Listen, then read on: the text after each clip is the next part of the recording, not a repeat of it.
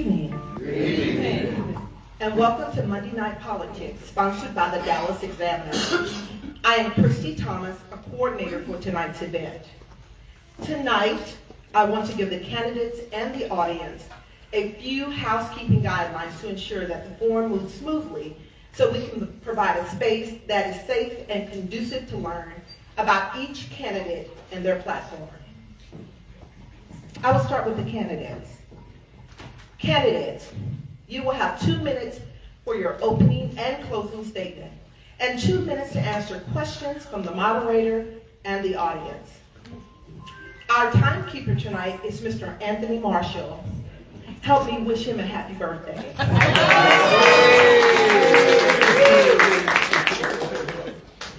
He will provide a placard to inform the candidates of the time they have left to answer any questions.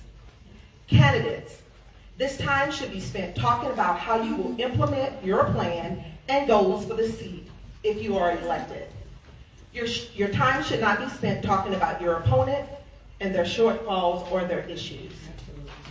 Please remain respectful throughout the forum and respect the space that has been donated to us for the purpose of educating our community on political candidates. Now to the audience. We are so thankful for your presence tonight. We ask that you formulate your questions where it pertains to all candidates. You will be allowed 1 minute to ask your question, and only one question can be asked to allow time for others in the audience to ask a question. Again, please be respectful to prevent any interruptions that could cause us to run out of time and not hear from each candidate listed to speak tonight. Any member of the audience should line up to my right, and you will be provided a microphone so that everyone will hear the questions being asked by the candidate. I want to thank you in advance for your cooperation and for your interest in being more informed about candidates running for office in your community. The Dallas Examiner has presented Monday Night Politics, Meet the Candidate, for over 15 years prior to May 2011. I want to stress that all candidates are invited through email invitation. These candidates are pulled from the official ballot from the city. The Dallas Examiner does not endorse candidates. We could not do this alone. Our sponsors are nonprofit organizations, too many to name. All Black sororities and fraternities, the NAACP chapters, the Links, and the African American Museum. Our moderator tonight is Kristen O'Neill.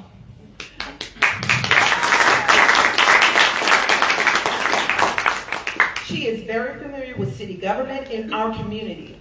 She holds a bachelor's degree of science degree in business administration and a master's in organization and strategy from the University of Texas at Dallas. She is a lead consultant and works with the Texas Association of African Americans Chamber of Commerce, where she is committed to community and economic empowerment. Lastly, please silence your phone, and video recording is prohibited for this event. On behalf of the Dallas Examiner and Molly Belt, we would like to thank you again for attending Monday Night Politics, Meet the Candidate.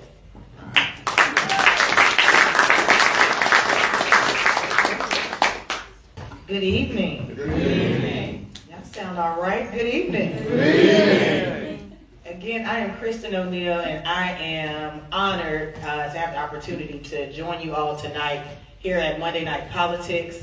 And I'm ready to get this show on the road. Are y'all ready to do this?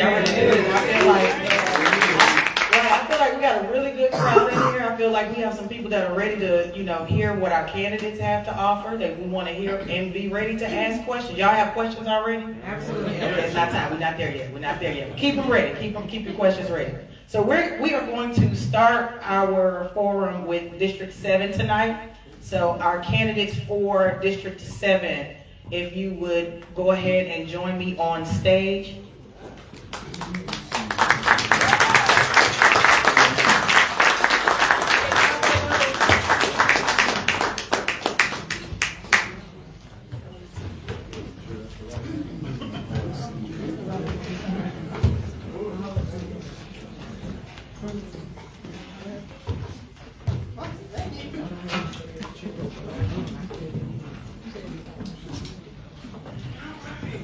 right, it's a good looking group here, good looking group. So we have 2 minutes, am I right? 2 minutes. 2 minutes, we got our timekeeper, we ready? So we want to go ahead and start with our introductions, and I'm gonna say ladies first. That's why you already knew you took your sip of water. So ladies first, we'll give you 2 minutes for your open introduction. Okay. Sure. Oh. Hey there, guys. Hi. Oh.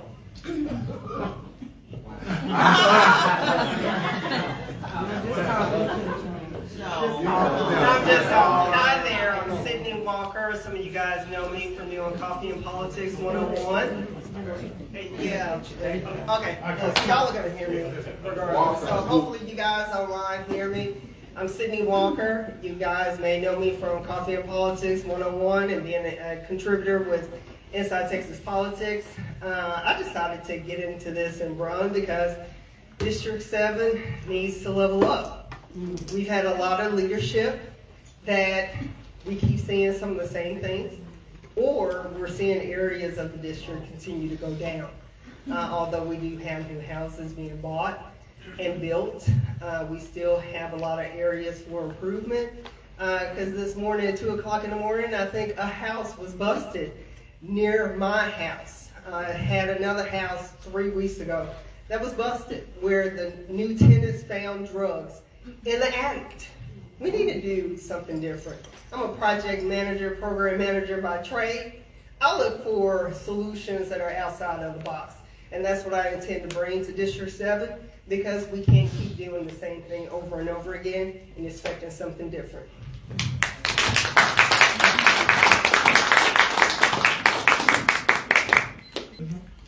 Hey, good evening, everyone. Good evening. My name is Jose Rivas. I'm a lifelong District 7 resident.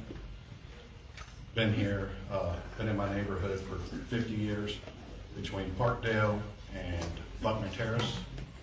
And I'm running because there are, much like Ms. Walker said, there's a lot of change that needs to come to D7. Whether it's our public safety concerns, we've got we lead the district in murders. I'm concerned about the displacement in Fair Park in South Dallas, and that's being led, unfortunately, by the Forward Dallas Initiative. So I'm a retired Navy officer. I spent 11 years enlisted as well. So to all the veterans who are in here, thank you. There is nothing that I care more about than serving this city. I've served at the military level. I've served at the state level. I've served for 5 years on the police oversight board, where we did some good work in changing some policy that Chief Garcia implemented. So I just want to continue this work in D7. I want to make our streets safer. I want to bring in some economic development, some grocery stores. We've got a lot of work to do in D7, and I'm going to need your help to do it. So thank you so much.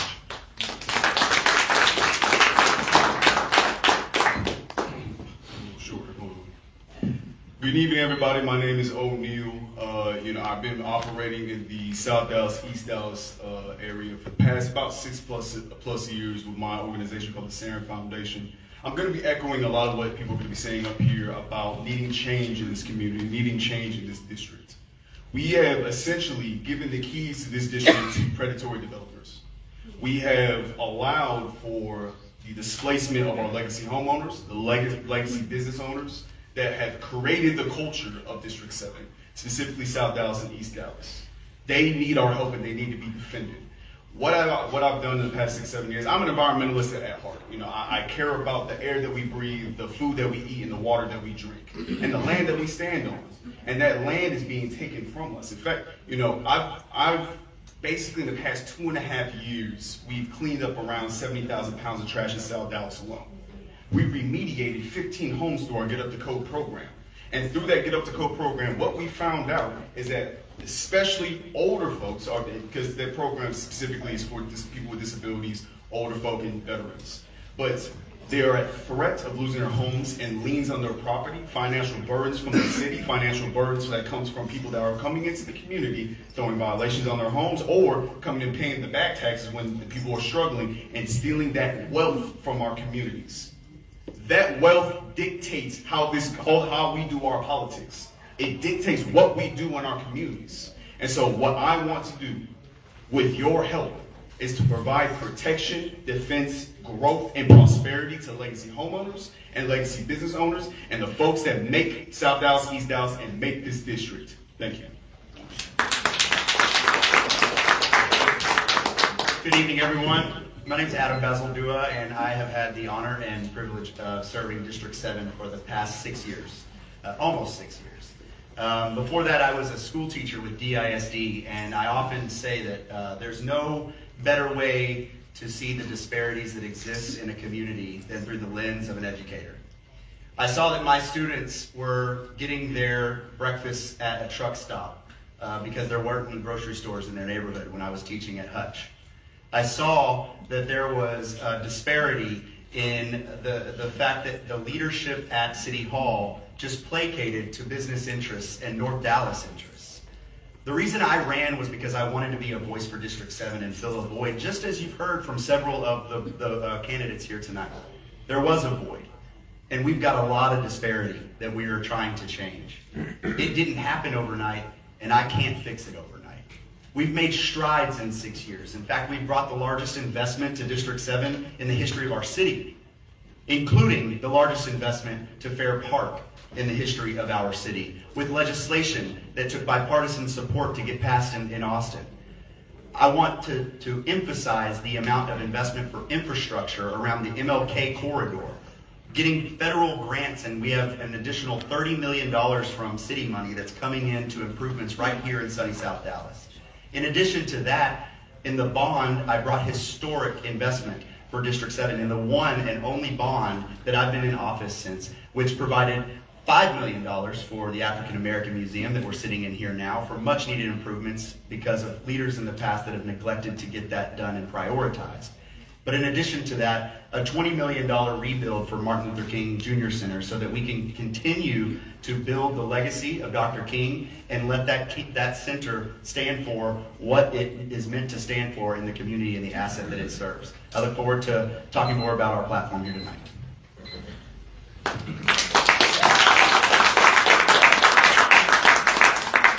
Hello, how you doing? My name is Lamar Yaka Jefferson, but I simply go by Yaka.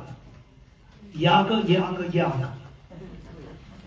I had a big grandiose idea while I was running, but the truth about how I want to kick Adam Balladuza and all the other incompetent leaderships out, but something's changed. I'm running because I'm mad now. I'm angry. Because I've been a victim, just like everybody in District 7 has been a victim to the injustice, police brutality, discrimination across the board. Homes, jobs, these burns that everybody's speaking of, they don't move outside of Fair Park. Fair Park is not just District 7. I was beaten here at District 7 in Fair Park in front of 9 police officers. And you want to know what happened? I was taken away in an ambulance. My hip is messed up right now. Because people in District 7 do not get the protection that they need. How many of you have been beaten by the police, in front of the police? And where is our councilmen, the councilwomen, the council people? They're nowhere to be found until it's time for votes and bonds to be passed. Enough is enough. No more lackluster leaders. No more degenerate leaders. We need a man that's willing to step up and fight and argue for everyone in District 7. Not just Fair Park. Not just nonprofits who get 90% of all the money that comes here.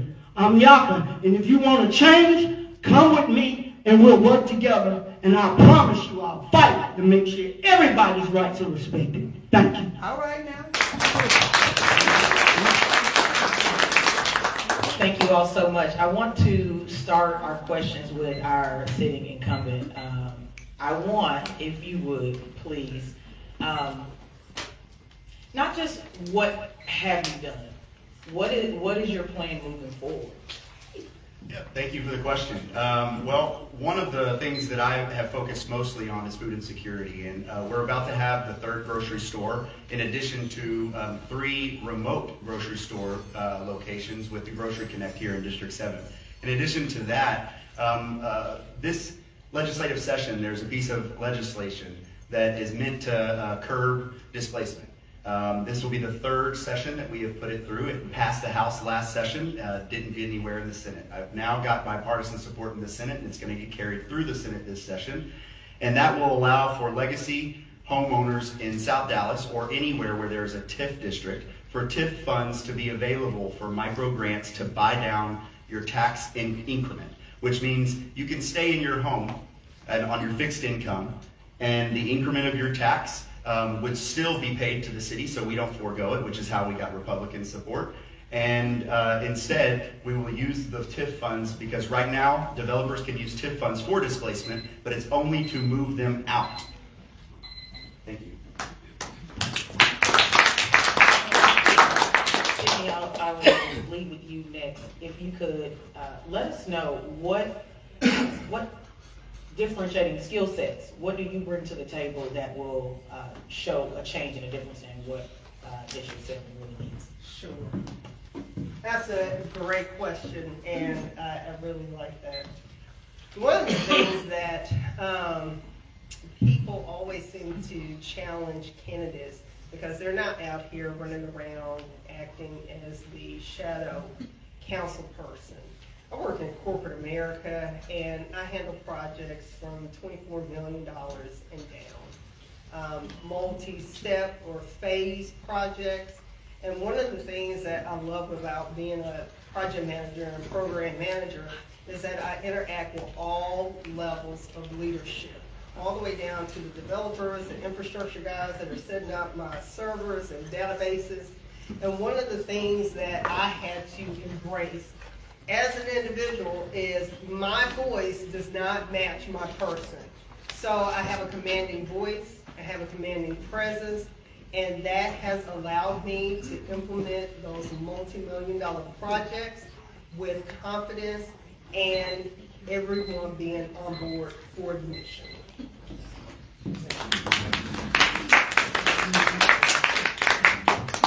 The question is, what different skill sets and passions do you bring that will show something different than the sitting candidate? Well, first and foremost, I think there's a level of maturity and balance that comes with when the folks that work with me. I have devoted my life to public service and making sure that those who are being who have not been represented receive representation. It's so important to me that we continue that that kind of leadership at City Hall. One of the things that I really want to focus on is protecting our families here in District 7, especially when it comes to the housing piece. I'm all for legislation, but what's happened at our city local level is not what needs to isn't carrying what's actually happening. Thank you.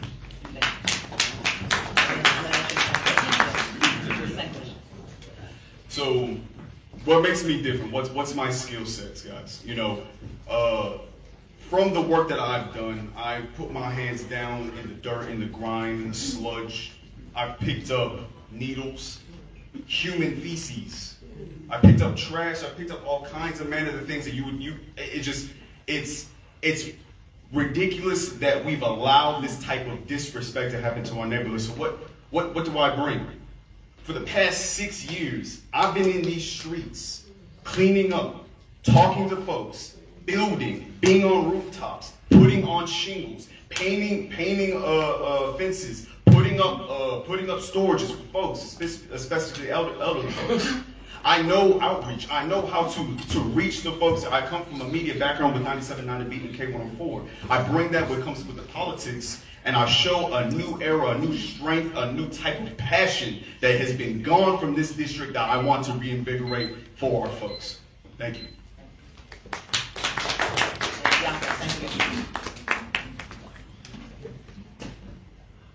What do I bring? Ever since I was cheated from running for District 7 the last cycle by the city secretary, wrongfully denied my right to vote. As many Negro people as I assert my birth certificate says I am a Negro, and I'm proud of it, because Negro comes from the 1740 Negro Virginia Treaty, which means we have a right and an obligation. What do I bring? I have sat at the computer night after night for the last 3-4 years prior to having my fundamental rights violated. And I have acquired a special set of assets. The representative for District 7 has the ability to speak for all of District 7 in zero juris persona. He has the right to sue that all of the denied core basic services that's been denied to District 7 are provided or suffer a lawsuit in federal court. Thank you. Thank you. I think we're ready to go to questions from the audience. Yeah, it's time to get to the fun. I have a question. Oh, look. Why just raise my hand? If anyone has a question, you can go ahead and come around to the side stage here.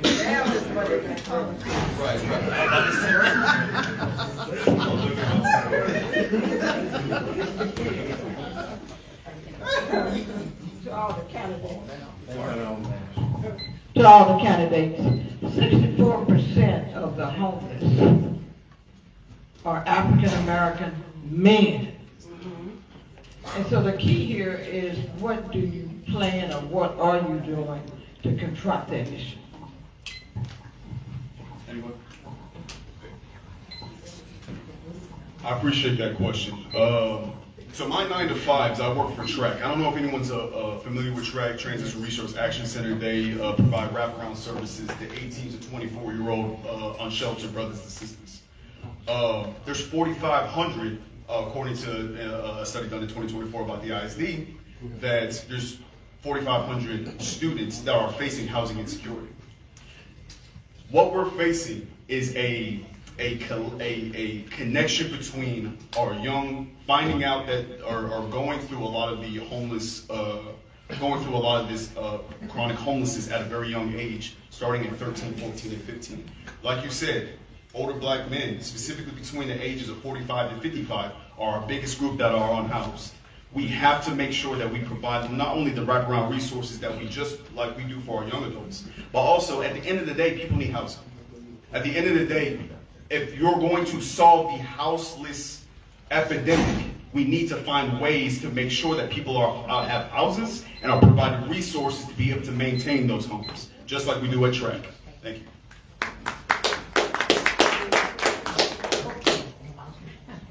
Thank you. You're too kind. So, when I worked at Sigma, one of the things that I really found a great appreciation for is mental health. And this is something that we really have to get to the core issue of why someone's homeless.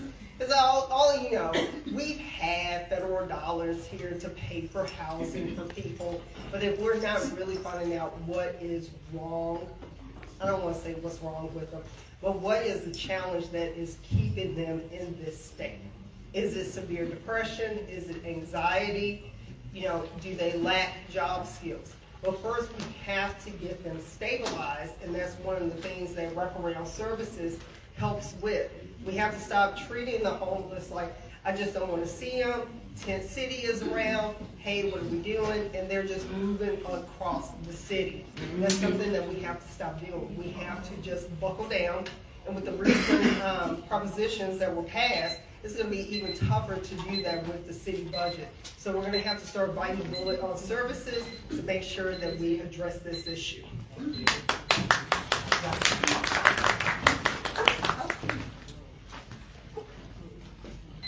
People, we have to face the truth, and this is the truth. Dallas got money. Dallas got plenty of money. If they can give $1 billion for a convention center, why can't they give $20, $50 million to solve Dallas homeless problem annually? We have a city attorney. Why is not the council using the city attorney to sue for these denied court services? We talk about homes. We talk about jobs. We talk about basically ignoring our brothers and sisters who's unhoused. There's federal dollars. There's state dollars. There's local dollars. But when you have council people in there that refuse to solve a problem, the problem exists. All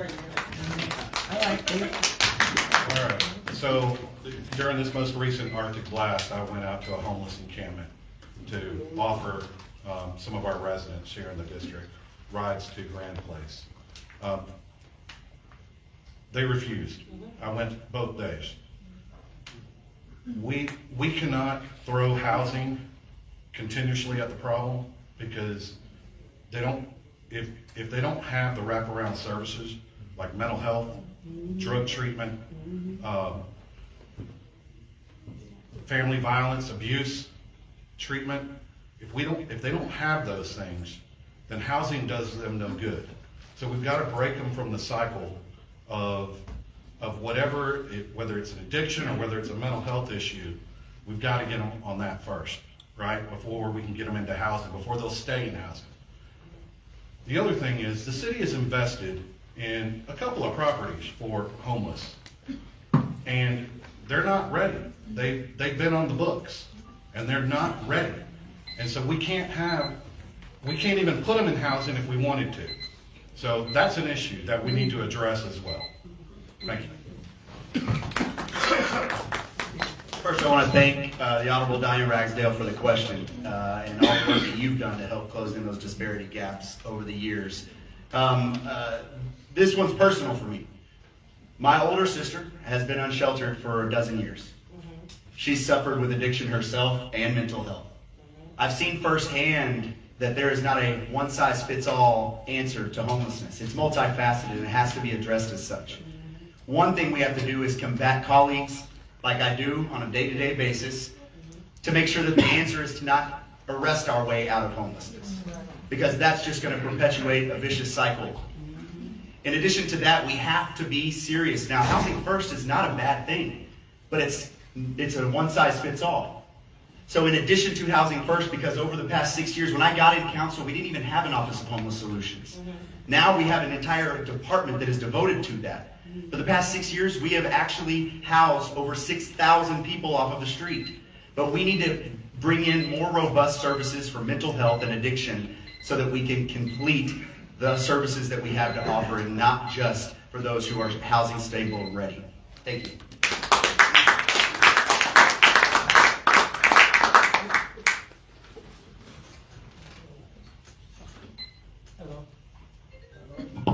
Hello, how you doing? With the budget coming up, and we understand that this district is very hit by crime, poverty, and the moral decay that exists in our entire city. What are you going to do to make sure that the money in the budget goes to solving actual problems instead of into special interest pockets like it has for the last 40 years?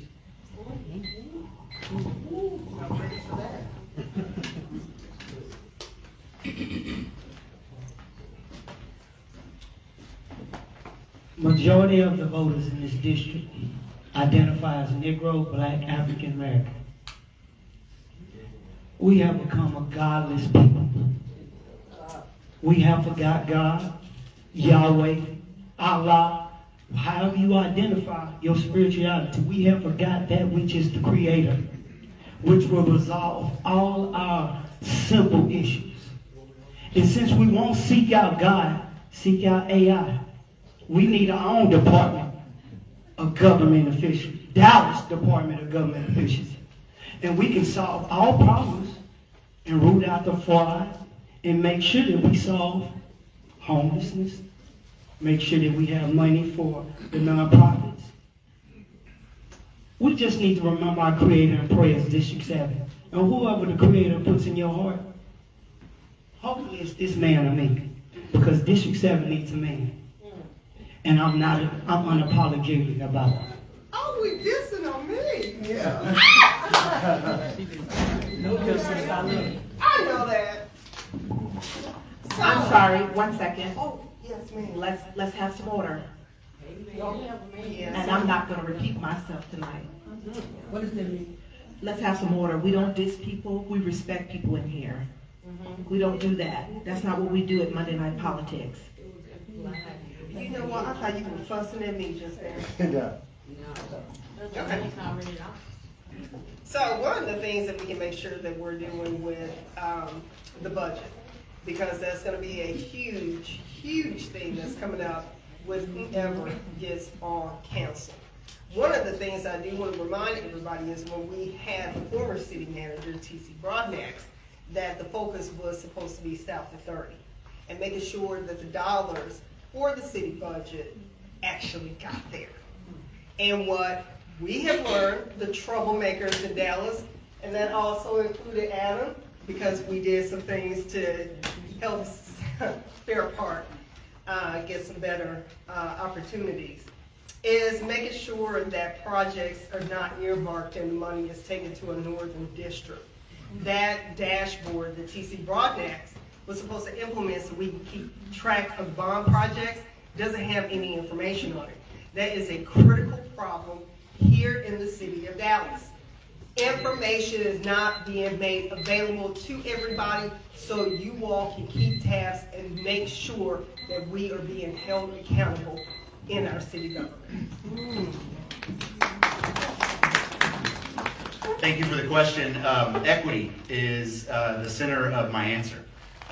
We have to approach every budget season equitably. If you look at the disparities that exist in our city and the reason that there is a life expectancy that is different for those who live south of I-30 than those who live north, it is because we have invested that way as a city. Big wins that I can count from being in office already with previous budget seasons is closing those disparity gaps. Increasing code and illegal dumping teams specifically for Southeast Dallas.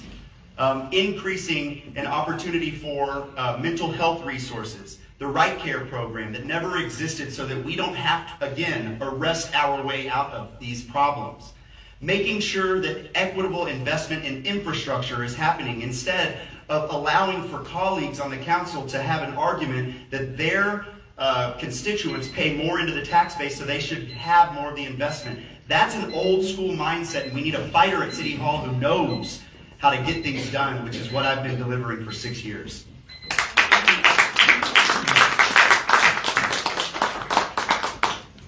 I believe the question was asking about the budget money going to nonprofits.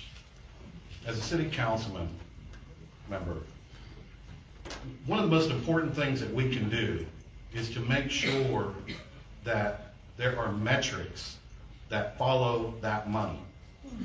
We can give buckets of money to all these nonprofits, but unless we can trace and find out what that money is going to, and who it's going to help, and who it's going to support and get off the street, then there is no equity, because that money is being taken and being spent, and it doesn't benefit you. So what I'm saying is, if I'm your councilman, there's going to be performance metrics. I'm going to want to know what these nonprofits are doing with the money, so that we can make better decisions on how much money they actually get. Thank you. So I'm gonna actually echo equity and transparency, because those are the two biggest things when it comes to really looking over the budget. Because, you know, what's the reality of it? What are we saying? What did I say in the beginning? That we gave the keys to District 7 to the developers, to predatory developers. We gave the keys away. We're allocating and providing resources to development that is taking 2-3 years to even fix. They're allowing for a lot of their construction material to be scattered across District 7, specifically South Dallas and East Dallas. Now, we need to have an advocate at City Hall to let everyone know, to provide the actual information when it comes to transparency, so everyone knows where those dollars are coming from. But also, too, we need to stop funneling money to these large developers. And I'll be honest with you, even Fair Park. And Fair Park makes a lot of money. But you look at the surrounding neighborhoods around Fair Park. Where's that money coming? We're not seeing it. Where's it going? I'll let y'all think on that.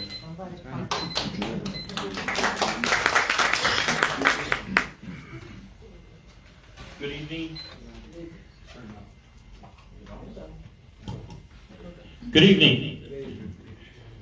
Parking reform is an ongoing discussion at City Hall these days. Should the parking code be reopened, number one? And number two, what changes would you personally recommend? I'll go first. All one question. It really is. So this is a big hot topic, and right now it's at the City Planning Commission, and it's soon to be on our desk. I do believe it needs to be opened up, and I do believe changes need to be had. What I don't believe is that there's a one-size-fits-all, just like I don't believe there's hardly ever a one-size-fits-all. However, parking minimums in the way that we have it in our code now has stifled growth.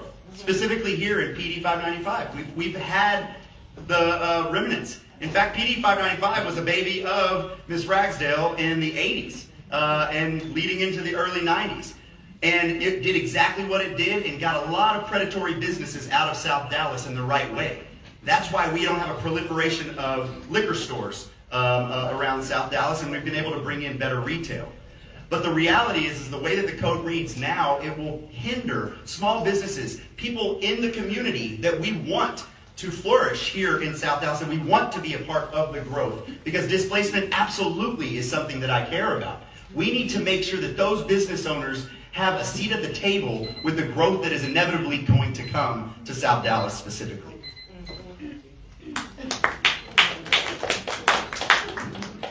All right, parking reform? Yes. All right. So, not any decision on parking reform that is going to help or hinder a business needs to have that business's input. But not just that business's input. It needs to have the residents' input that are around there, okay? So, it's not a one-size-fits-all, I agree with that. But everything that I've seen coming from City Hall is a one-size-fits-all. So, as your representative, I'm telling you, I'm engaged in the community. Residents will be heard along with our businesses. Thank you. Great question on parking. So yes, it needs to be opened up again. I think we all can agree on that. One of the biggest challenges, and I live in South Dallas and I grew up in South Dallas. I tried to go to exposition on public transportation. Guess what? I got to go downtown and then come on over either on the train or another bus. Getting around in the community is a huge block. It's a huge block in the city. We have to have the growth being met and matched with DART. DART has to step up and provide better transportation, public transportation, and not taking 2 hours to get around, still with the changes that have been met. So while we do want to customize parking for businesses and give them that option, we're still going to have a better option for public transportation to move people in and out, since there's such a push for a walkable city and to get people out of their cars.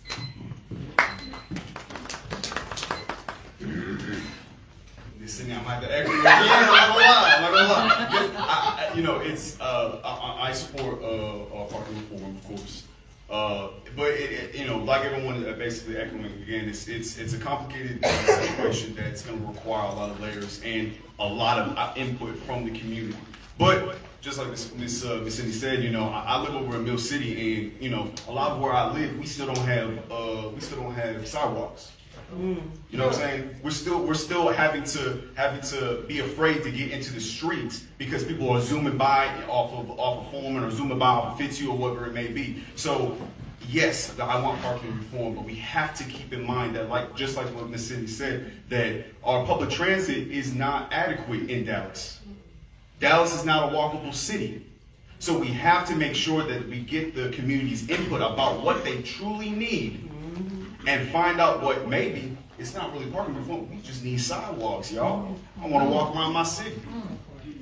Thank you. Before we start our next question, I'm sorry. Y'all can answer this. I'll make it real short. I just want to adopt what they said, and I also want to include this. Parking, we need to focus on the potholes. Because I know that I cracked the rim driving in this district. And my tire cost me $900 just for the rim. How about we do street reformation? How about we do people, leadership training, reformation? There's a lot of other reformations that we need to do. Parking should be down on the list. Let's focus on the potholes first. Thank you.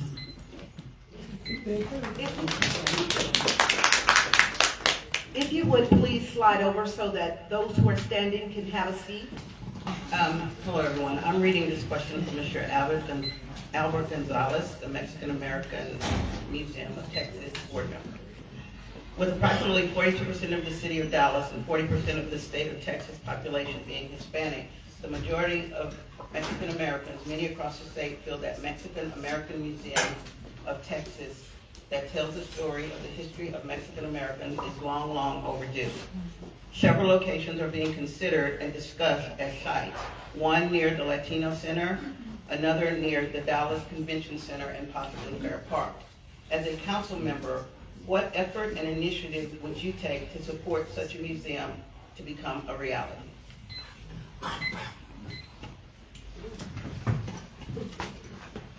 Well, I do support the museum. I've let Albert know this as well.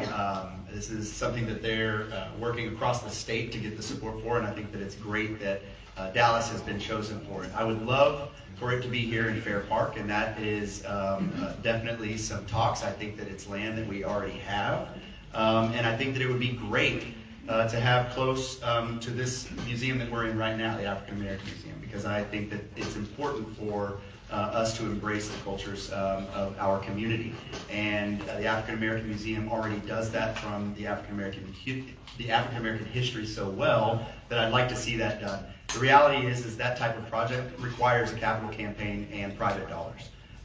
We cannot, if we're talking about it in the same sentence, all that needs to be done to invest in the community, say that we can take on this level of a project. That's not to say that we can't step up to the table and match some funding so that we have some skin in the game, but that's going to require the next bond, and I've also conveyed that to Albert as well.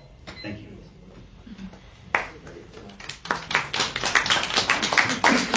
Great minds think alike, because I was thinking Fair Park as well. One of the things about privatizing Fair Park was to make sure that the empty buildings here were filled. So why aren't we courting a museum to be here? My oldest went to school at the science place, which that building is completely empty. Great place for Mexican American history to be showcased in the city of Dallas. This place was founded during a time during a lot of racism. The Hall of Negro Life was in the parking lot between Music Hall and this building. Let's bring more diversity. Let's bring that equity of people's stories being told. Let's put it in everyone's face, because we all need to know each other's history and their greatness. Thank you for the question. What was the question? Who asked the question? Where was it?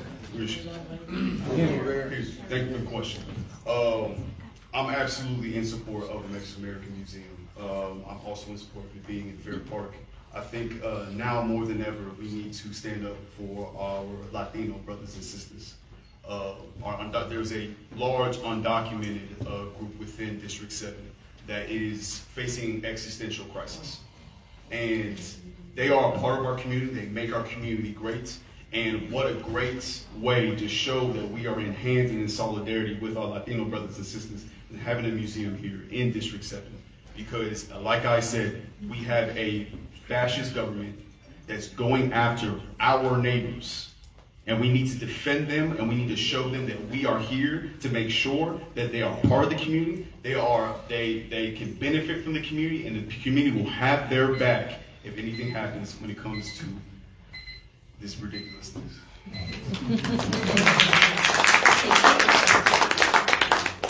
Mexican American Museum, I remember this discussion back in 2018. In fact, I think we were in this room during campaign season. 100% support the Mexican American Museum. I would love for it to be here in Fair Park. As Sydney was saying, we've got empty buildings that aren't being used. But if you choose, if you're bored, if the city come together and you choose you want to do it in West Dallas, I'd be supportive of that too.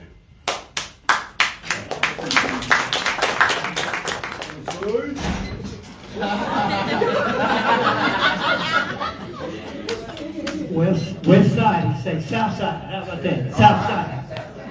Now, if our Mexican brothers and sisters need a museum, it should have already been done. Why are they begging? Why are they following suit to the same thing that the Negro and African American people have fought for 400 years? Jim Crow, segregation. Right? Why? Again, we need prayer. We need to quit leaning to our own understanding. We need to acknowledge God, and it'll direct our path, and then you will have a Mexican museum. But what's the use of having a Mexican museum or African American museum if we forget that which is created? Without our creator, the museum will perish. All will turn to ashes and dust. We'll steady have lackluster leadership that forgets us. Thank you. Good evening. My name is Tim Jackson. I'm here on behalf of the Alliance for Black Economics Political Action Committee.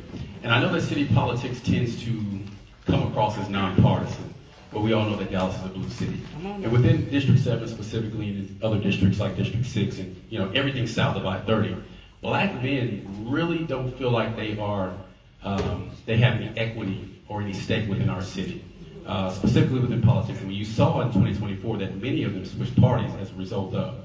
So if you are elected to District 7 as representative, how will you ensure that black boys and black men specifically who populate the area, I know in South Dallas and other areas, that they are equitable members of the community and that you are presenting opportunities for them to thrive as well? Yeah, I want to expand at that. That is a great question. One of the things that, as I knock on doors and talk to people about public safety in their neighborhoods, I ask all of the men, what can we do to get back to feeling safe inside our neighborhoods and our communities? And so I have proposed that it's really open for anyone, but primarily for men, to get training. I have Green Beret friends that will provide training so we can actually get back to community policing and our neighbors getting to know each other and sharing information about cameras and whatnot, and help bring that oversight, bring that connectivity in the neighborhoods, in the community, in the district. Because if we want to say our men are leaders, we got to give them that platform to be leaders and have that outlet to drive safety and change within the community. So that's what I want to do.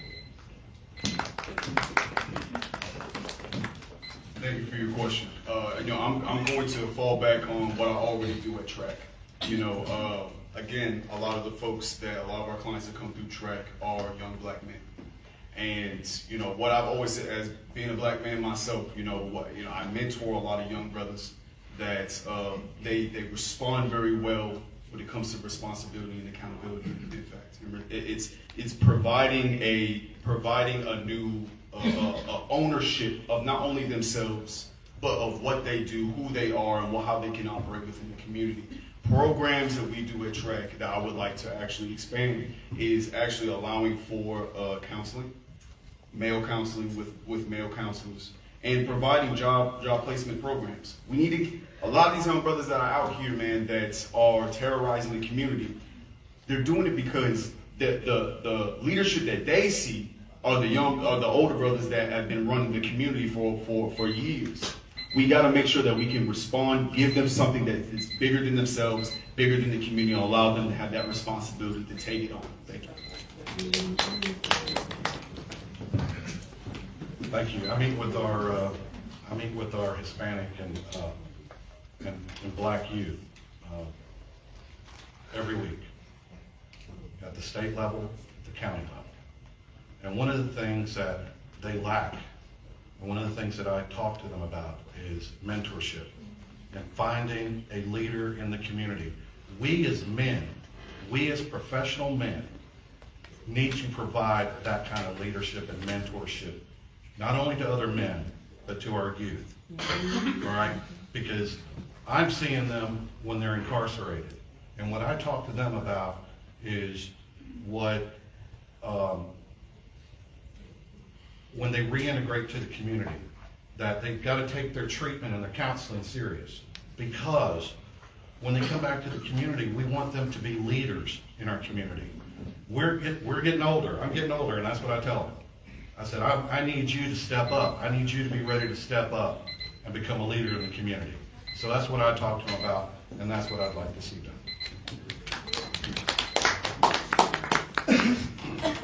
First thing we got to do is stop locking up these young black boys and Latino boys, and stop making it so easy to send them to a life sentence rather than a trade sentence that's funded by the city. If we want to make a difference, we need to fund, invest in educating with skills instead of making it so easy to bring foreigners and drugs in this country and put it in the entire little young black and brown boys' hands and then lock them up when they don't have a plane. They don't know how to grow watermelons, poppy seeds, no drugs, but they're locked up for them. If we focus on trades instead of school prison pipeline, I think overnight we can see a difference.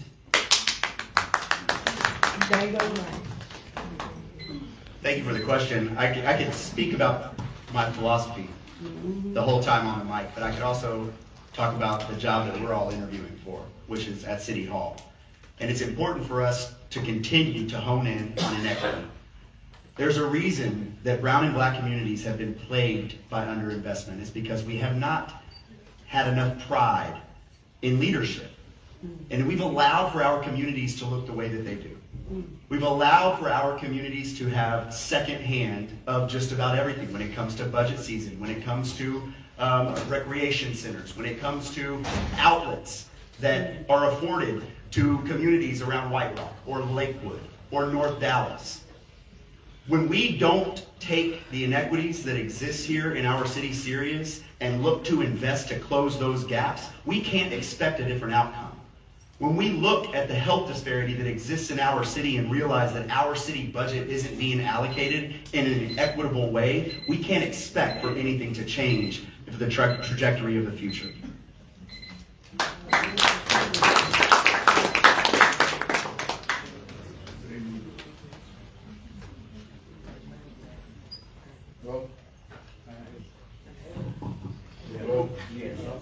Hear me out there? Yes, sir. We can hear you.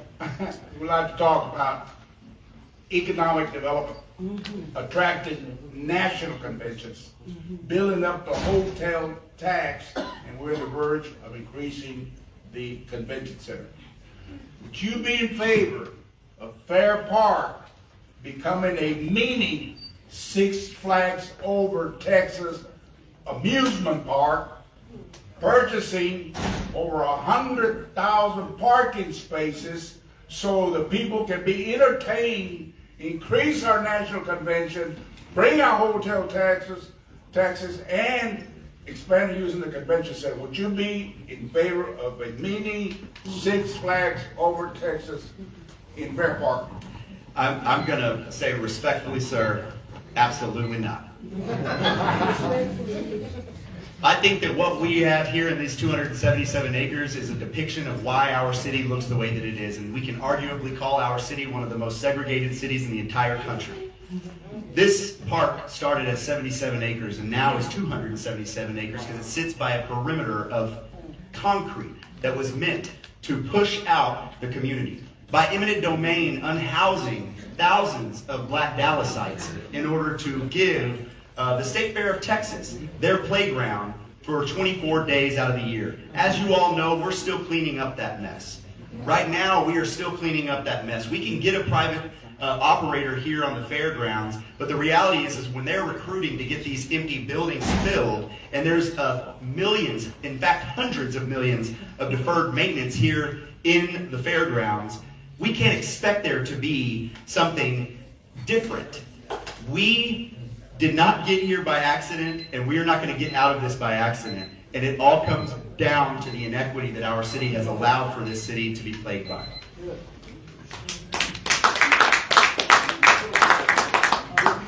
Thank you for your question, sir. I don't know where you went.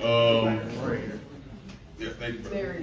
Gotcha. So, yeah, I'm gonna have to say that for us to even entertain that type of change within Fair Park, there needs to be reparations for the folks around Fair Park. There has to be. There's too many millions of dollars goes into the fair, and none of it's coming out to support the people around the fair at all. So, you know, we have to first understand that Fair Park, that District 7 and the people in District 7, we host Fair Park. Yeah. Fair Park is that people are coming over here as our guests. Where I live over in Mill City, every single time there's a big event in Fair Park, they trash Fitzhugh, they trash Foreman, they trash Gatesford. And so every single time that I'm wanting to get change, I'm wanting to say, hey, some of that resources that's going to Fair, maybe it needs to go to some of our legacy homeowners. Unfortunately, we have leadership that is willing to pour money into Fair Park.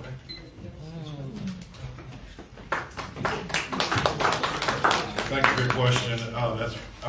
That's really out of the box, right? It's all good.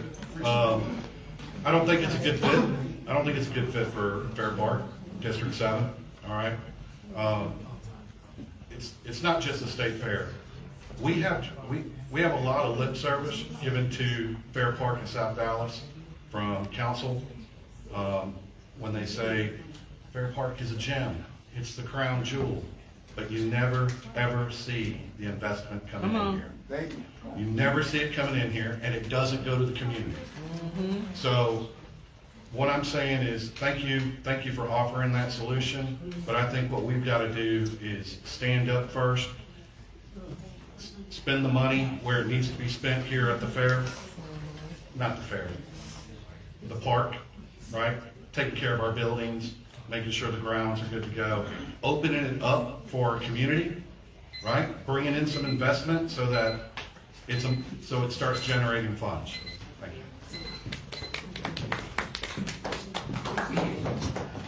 That is a great question, my troublemaker friend. No, on 100 parking spaces. Didn't we just talk about reopening parking requirements here? Why would we do something like that, number one? Number two, we privatized Fair Park for a reason. And what have we to show for it? The prime example of privatization done correctly, I knew it as the Garden Center. It's the Texas Discovery Gardens. If we're gonna have privatization, we're gonna give away our assets in a PPP relationship, then we should be benefiting from it. How did that one entity turn something into where you can see where the money has been spent, you can see the improvements, you can see how they're showcasing the Garden Center, Texas Discovery Gardens. But yet we've had Fair Park being privatized all this time, and it was for 30 years, well 20 years with a 10-year option. What are we doing?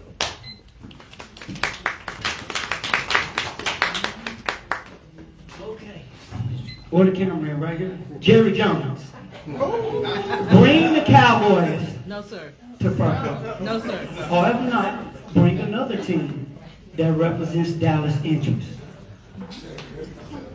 If we want to bring economic inclusion, there's better ideas than Fur Park than Six Flags. Bring a real team who will build up and raise up the property value around all South Dallas. I know a lot of people not for Jerry Jones, but ever since they left, Dallas, South Dallas, we have felt the effects. We have been missed out. We've been not included. Jerry Jones, bring the Cowboys back.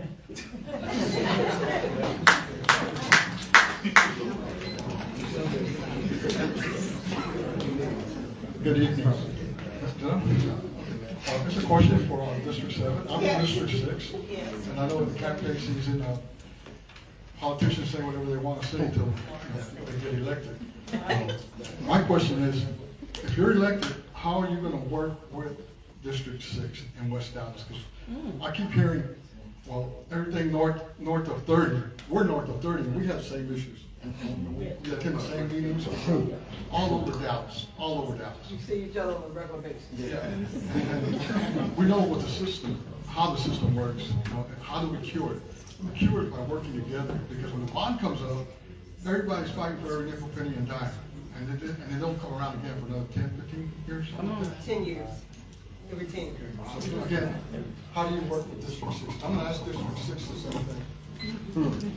I will say that I have a track record. I can speak on a track record, and I've worked with District 6 very closely for 6 years now. There are a lot of similarities in what the fight that exists for neighborhoods when it comes to preservation and self-determination. But in the reality, we have a lot of the inequities that exist that I've talked about here today. The disparities, that's why we have diversion programs. That's why we have a community court in West Dallas and a community court in South Dallas. We have a transportation desert. We have grocery store deserts, food deserts. We have deserts of quality of life resources that don't exist in other parts of the city. So you're absolutely right. I will tell you that when I speak about north and south of 30 specifically when it comes to health disparities, I'm speaking only based on data that the county has put out that it is public facing. But the reality is a lot of the quality of life issues that we have are really south of the Trinity because I believe that all of West Dallas has been plagued by a lot of the same issues as well. Thank you for pointing that out. No, it's absolutely fact that District 6 and District 7 have a lot of the same issues, displacement being one of them. I actually started my nonprofit actually being in jobbing. And, it's the same thing with TAMCO, same thing with GAP. I worked with J.D. Cisneros for a long time, and we've fought for environmentalism. I'm an environmentalist. I'm an urban environmentalist, so that is my top priority when it comes to the health and wellness of people in District 7. And it's the same thing in District 6 because a lot of the folks that operate in District 6 have done a lot of great work about environmentalism, about making sure that their community is engaged with what's going on. And I say that we need to make sure that we are working in tandem because we are facing the same problems, a lot of times the same people that are displacing our communities. So absolutely, there needs to be a coalition of folks across the entirety of Dallas, especially areas that have been displaced or are in threat of displacement from a lot of what's going on in these communities because they are going after black and brown neighborhoods.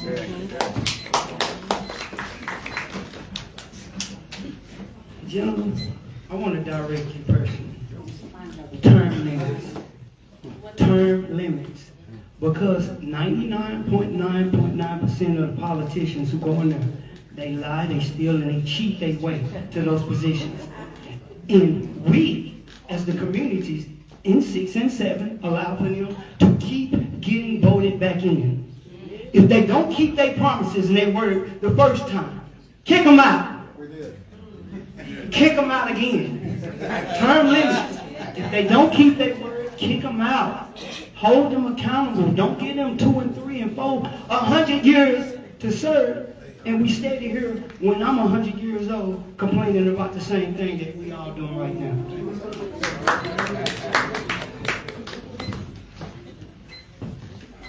I think I pretty much said that I'm totally willing to work with District 6 moving forward, specifically when it comes to the Mexican American Museum. I'd love to have it here, but if it's a better fit in District 6, and it can be well represented there and made home for the people there, 100% for it. I am not a politician. I'll tell you that right now. I am not a politician. I am here to serve the residents of this district and the residents of this city, to do the best thing for those residents. Thank you.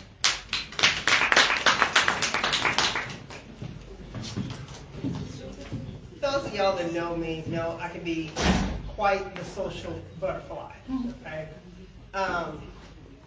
Personally, me being at the Horseshoe, I want to form a coalition of the districts that look like 7, which includes the part of District 6 that butts up to 7. But there's also 5, there's 4, and there's 8. And I've been driving around, looking at all the districts and seeing the same thing over and over and over again. And yes, part of 6 is in the north. We don't have problems up there, so it is about banding together. The product line that I serve at work was severely underfunded. They weren't getting any of their needs met. And so now they're getting supported by the money of the bank.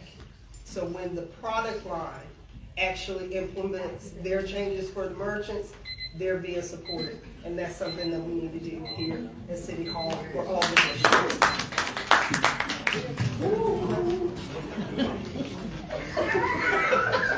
Yeah, okay, I'm also a class clown on top of being a social butterfly. Y'all knew that already.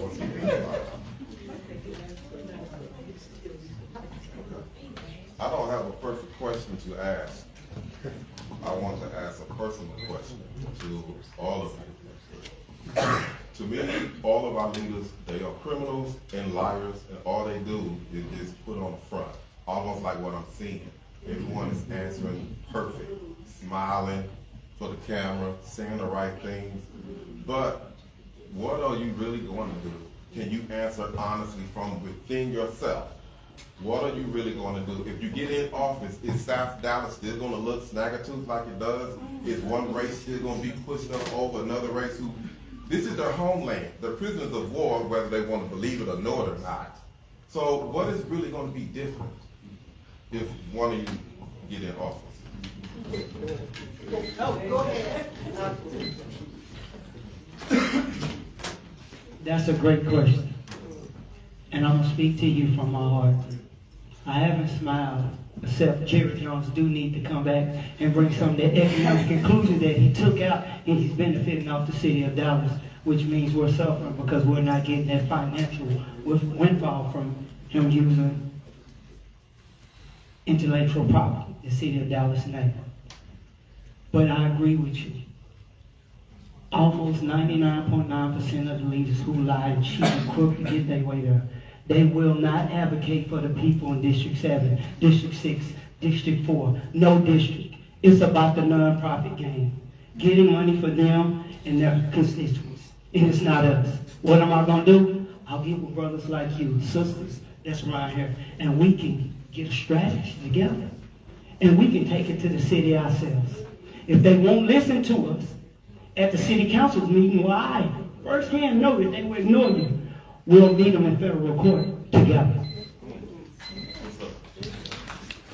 Thank you for the question. Yes, sir. 8 years ago, I stood on this stage as a teacher, taught culinary arts with DISD, and I sat on my first forum with my chef coat on to show that I'm not a politician either.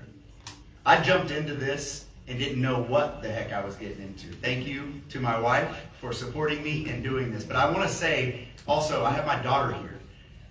You're absolutely right. There's a lot of politicians that are corrupt. But I can confidently say that I'm not. Because the number one job that I have on this earth is to be a father to her and to teach her to be a good person. I lead our district with integrity.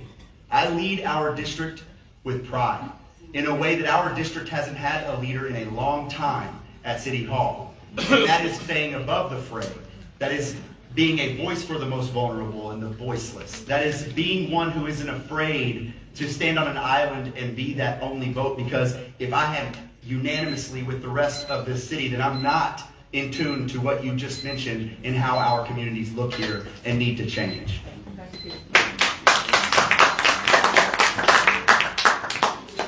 I invite you to check out Coffee and Politics 101. I've been doing this Coffee and Politics 101. I've been doing Advise me it. to what? Check out? Check it out. It's my online show. I don't know. Who I am is what I have always been. I haven't changed. And I pride myself on calling out what needs to be called out. And that's why I started the show, because people lack civic education to understand what their city government, their county government, state and federal government does for them. So when they go to the ballot box, they can make a better decision. Who cares about the name? Do you know the role that the person is running for? And that is the key, which is why I have had, with the help of Kim Talbert, so many from City Hall on the show to explain that. I haven't changed. People that have known me since high school will tell you I'm the same way. I'm gonna crack jokes, I'm gonna bring levity, but I also bring seriousness, and if I need to call you out, I'm gonna call you out. And I won't do the same.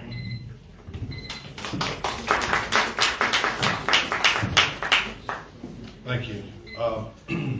As I said before, I'm not a politician and I'm not joking. I'm a resident, I'm your neighbor. And really, all I want to do is represent this district, represent its people. But when you say represent, can you bring change? So here's how we do that. We do that by holding City Hall accountable, right? We hold them accountable for how they're spending the money, right?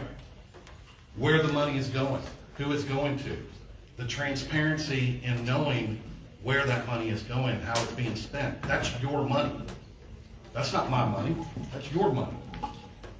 So I want to bring accountability. That's how we help our people in this district. We bring accountability to City Hall. We don't make friends there. Okay? Accountability is key. Thank you. I appreciate your question, man. This one actually is a little bit personal. So, again, like everybody else said, they're not politicians, yada, yada, yada. I didn't even decide that I wanted to run. It wasn't until October. It was one of my neighbors, man. We talk about young brothers having a hard time, especially when it comes to responsibility and just the struggles of life in the environment. And my neighbor, man, he was going through a crisis. My girlfriend came over and said, hey, this going on, there's a lot of yelling. And this young brother had 2 guns in his hoodie, and he threw them up right here. He's like, I'm gonna kill myself. I can't do what I can't do. And finding out that CPS took his kids, and he was a victim. That was my neighbor. And after that, man, and like just doing all the nonprofit work and noticing, like, there has to be more than this. There has to be more than just being able to go and do it by the book, but being able to actually be an advocate and voice. That spurred something in me, man. I had to rip 2 guns away from him to stop, so he didn't shoot himself or his sister. That's why I'm running, bro. Thank you. Thank you. Guys, give them one more round of applause this week. Thank each of you for your questions.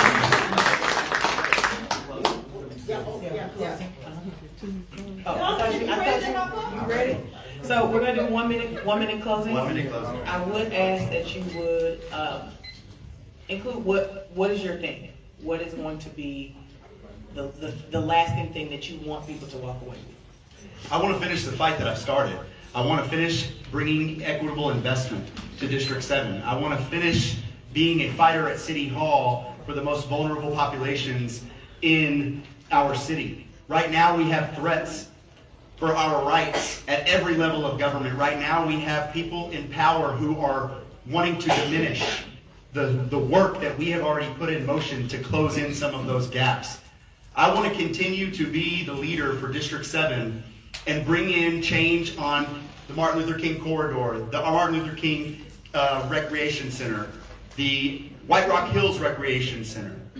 Before we get, I was prepared more for a 2-minute, but I do want to say a big thank you to the Belts and for the Examiner for having us here today.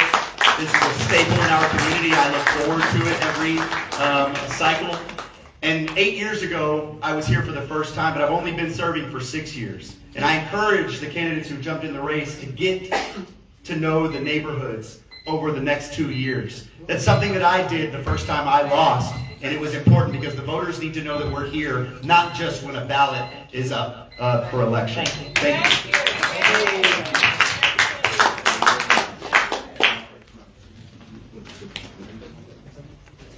District 7 is going to have less than 3,000 people come out to vote. These are facts. Less than 3,000 people are going to decide who's your next council person. That means special interest has already bought off 60 to 80% of those 3,000 people. We don't need another 6 to 8 years to finish the work or decide. We need someone innovative. Doesn't have to be me. I'm running because I'm angry. I'm tired of the same old, same old. How long we gonna cry and fight and argue and beg? Why don't we just go to the federal courts as a district, get our own alliance of District 7, pull our pennies together, and sue for all the things that they're denying us? How long are we gonna be on our knees begging? Why stand up? Why lean to your understanding? Use their rules to get us what we lacking. Thank you. I'm y'all. And remember, if you want to fight with somebody who will take it to them, think of y'all. Thank you, Dallas Examiner. Thank you, moderator, for wonderful evenings. Thank you to all the residents who came out tonight, whether you're in District 6 or District 8 or District 7. This job is critically important. It is about doing things, not talking, not about being flashy. I'm not a big picture taker, right? So that's not what I do. What I do is I do the work, and that work needs to be done at City Hall. So if you want fiscal responsibility, I'm your guy. If you want accountability at City Hall on why promises are not being kept in our communities, I'm your guy. If you want safer streets, if you want our residents to stop dying in our streets here in District 7, I'm your guy. I'm not gonna be flashy. If you want to learn more about me, josefordallas.com. Be bold, sign up, volunteer. I'd be happy to have you on the team. Thank you.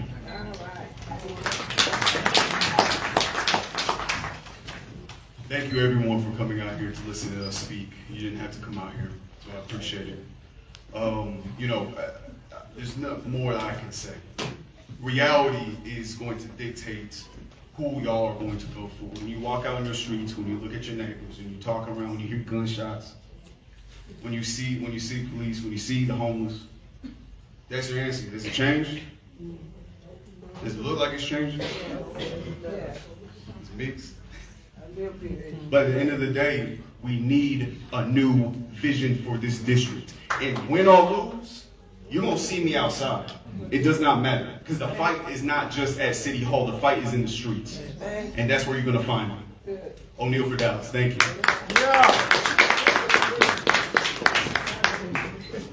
So good to see passion with our young people. And I know you're not baby, I know that. Okay, so, seeing the neighborhoods. I see the neighborhoods because I don't have a grocery store, so I used to go to Sam's Club over off of 30 and Buckner, and the Walmart there. Anti-DEI. Thank you. And I am also a runner, so I run through District 7, 2, and 4 all the time. I know the area. I've seen it in a glorious time, and I've also seen it what it has been. And I was told that as a new council person, it takes 6 years for you to kind of get things implemented. I'm an implementer. That's all I know how to do, is line things up and get it done. I hit the ground running. So the thing is that District 7 needs to level up. It needs some modernness. We need to bring more to the district. And that's what I'm here for.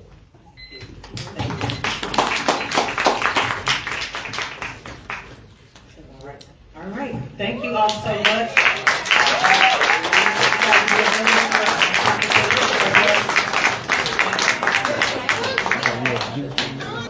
Let's get started with District 6. Thank you. I want to reiterate the rules. Please respect the space. Candidates, please do not say anything inappropriate about a candidate. Questions will come from the audience. You know where to come to the right. And again, respect the space. Thank you.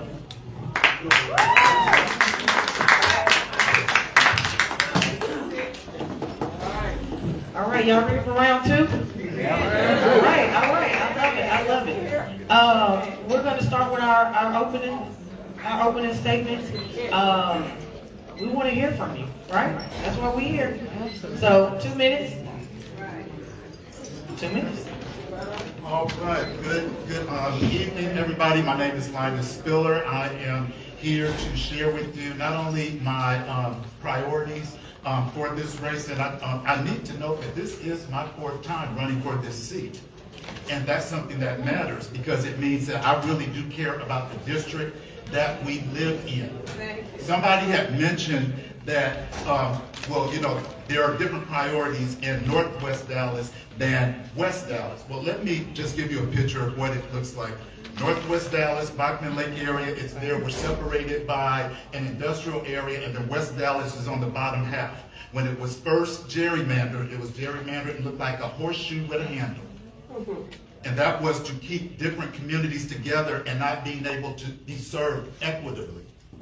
And that's something that we don't know about right here. I'm originally from Flint, Michigan. I always say I got the spirit of the late Eric Mays in me, because like Sister Diane Ragsdale, Al Lipscomb, I do not bow down to anyone.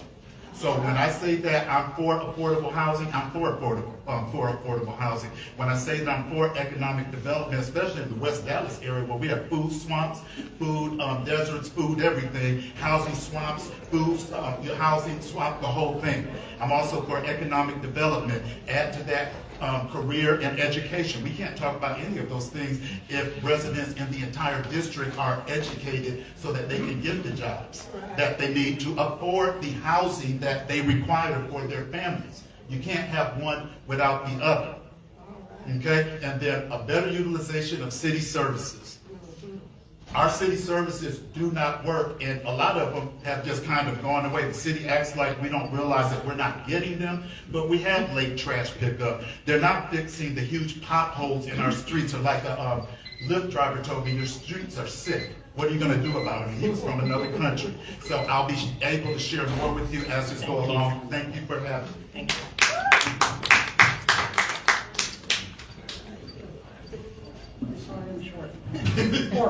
Short term.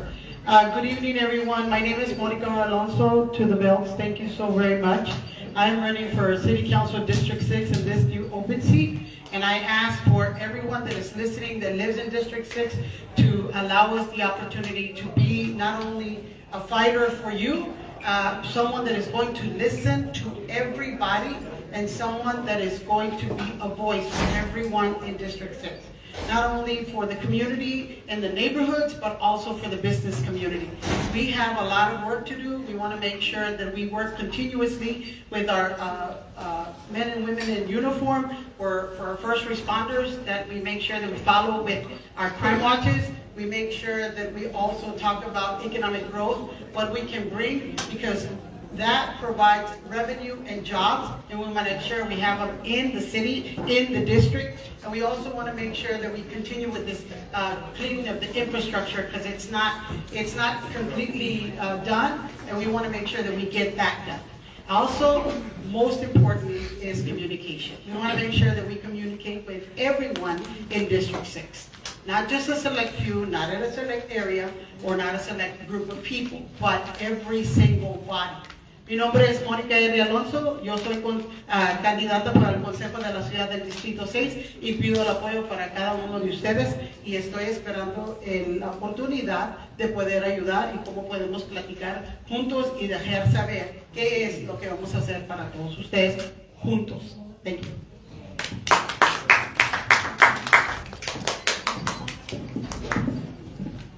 My name is Laura Cadena, and I'm your candidate for City of Dallas Council District 6.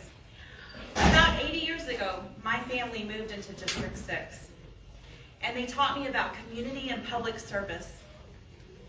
They taught me what's important. There are so many of you in this room that I volunteered with before I came to City Hall.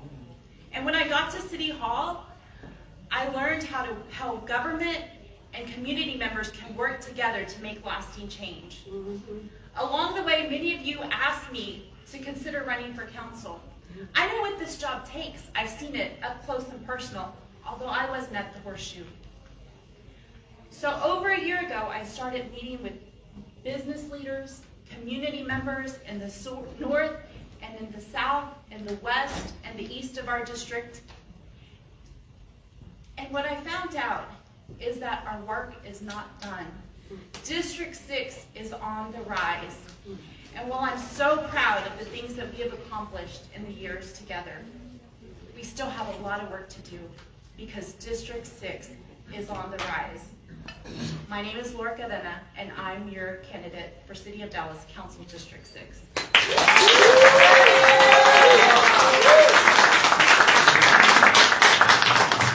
I'm sorry, let me, I didn't remind, please, no recording.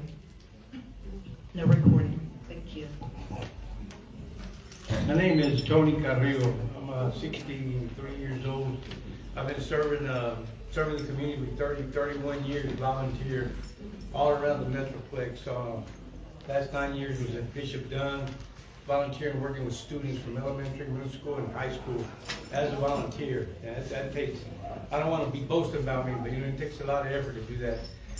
And I recently returned, went back to West Dallas and worked with Manny Nash and Nino Martinez and JC Saragosa. I went back to coach because they didn't have instructors or coaches for these kids, these mentors. That's our future, so we need to put a lot of emphasis on these kids. And as far as other issues, I'll tap into those a little bit later on. But West Dallas has been overran by housing, and it was poorly managed. I mean, poorly. I had ideas back when I first ran. This is my 5th time running. So I'm asking you guys to give me a chance. If I don't live up to your par, guys, I guarantee you I'll quit. Because I know what I'm going to do, and I'm on the mission to do this and serve the community. That's what my motto is: to serve and God we trust. Thank you. Thank you. So, guys, there's already been a lot of conversation about District 6, District 7. What does that look like, right? I want to go ahead and start there. What does that collaboration look like? What can we expect from you in District 6? What does that look like to intermingle and have collaboration with District 7?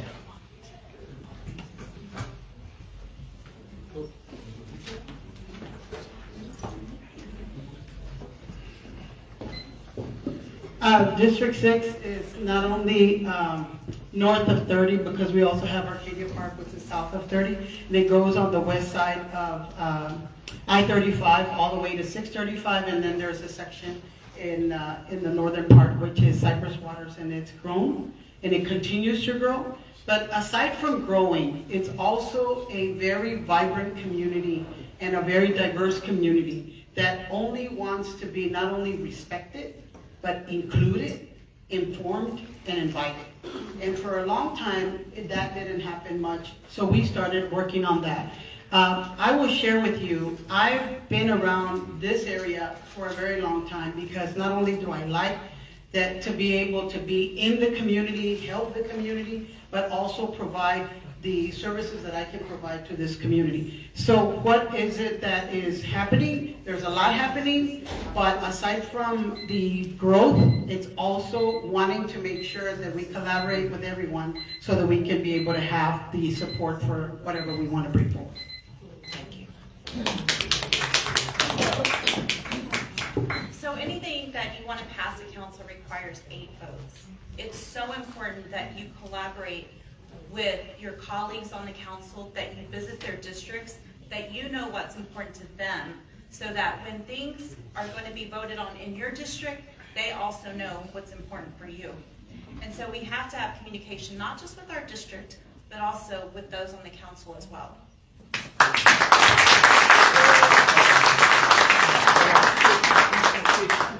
Let them know to speak directly into the mic so that the cameras can pick them up. They need to speak into the mic.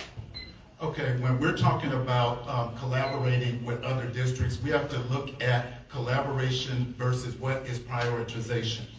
Just driving in here, I'm looking at all of the economic development that is happening and has been happening in District 7. It doesn't look like that in West Dallas.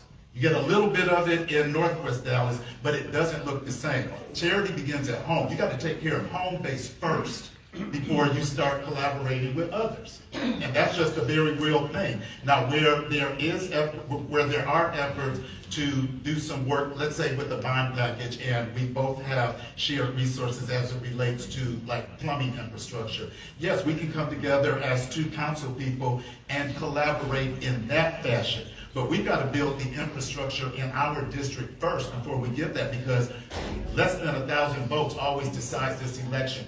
Our people are not there.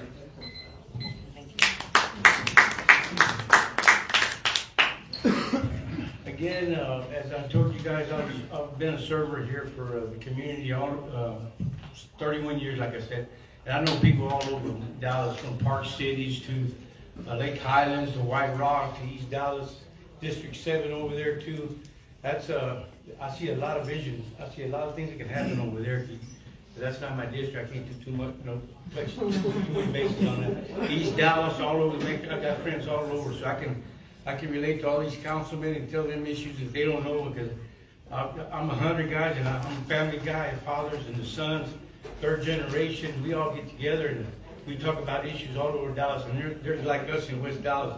We're a little bit lower than medium, as far as funding and money and that, so we can, and then we are a majority, us people, so we know what's going on and what we need. So that's how I work. I plan on working with the council. All right. Thank you. Thank you. My next question is around the federal and state meddling. I'm gonna say meddling in local government, right? Local with our local politics. Like, what are you gonna do? How are you planning on addressing that? They're meddling. Laura, I want you to go. So, in the past legislation, there was a couple of issues that directly affected District 6. We call them sleeper bills, right? It affected the Board of Adjustments, right? And so that has greatly affected District 6 because some of the changes that happened. So we need to make sure that we are on top of anything that's coming through the ledge, right?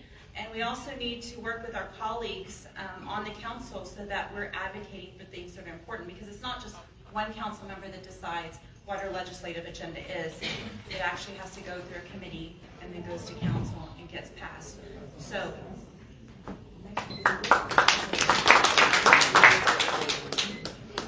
Yes, anywhere where the state or the government will be meddling into our businesses here, we're going to follow the law, and whatever the law permits us to do, we'll stand by it. But like I said, our priority one is for the city of Dallas, and let us prosper for everyone.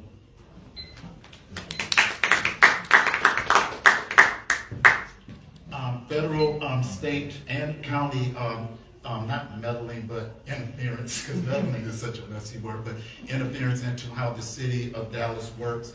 That's something that definitely is addressed by the city manager, so we have to let it go that route. But there's one issue that I want to talk about is how ICE is trying to interfere into how we govern residents here. That what happens in Dallas is Dallas's business. So I do not blame the interim police chief for saying, hey, you do what you got to do, but I'm not going to help you. I work for Dallas County. So that's one thing that our top person has stated over and over since the election, that hey, if somebody comes in, hey, we let them do their business, but we do not help them. We protect our students. So I take the same approach with Dallas as a whole. We protect our residents. Let the Fed, they know what they're doing, obviously. They said they ran on a mandate, then mandate.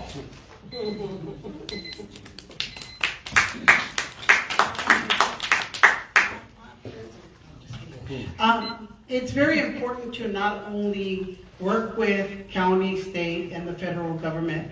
I have the opportunity and have the pleasure to be able to work with them. And I think it's important for us to be able to work together to find out what is it that we need to do to stop not only what is going on, but also what do we need to do to be able to let the community know that this is our city, this is our county, this is our state, and this is our country. We are the ones that not only providing the tax revenue, but we're also the ones that live here, and we are the ones that are able to see what is going on in our city, in our district, and in our communities. So if we do that and we communicate, we're able to work together and make things happen, regardless of who is in the positions of, whether it's county, state, or federal. We need to work together, but it starts with one person, and that is the leader. That is what I ask for you all for the opportunity. Thank you.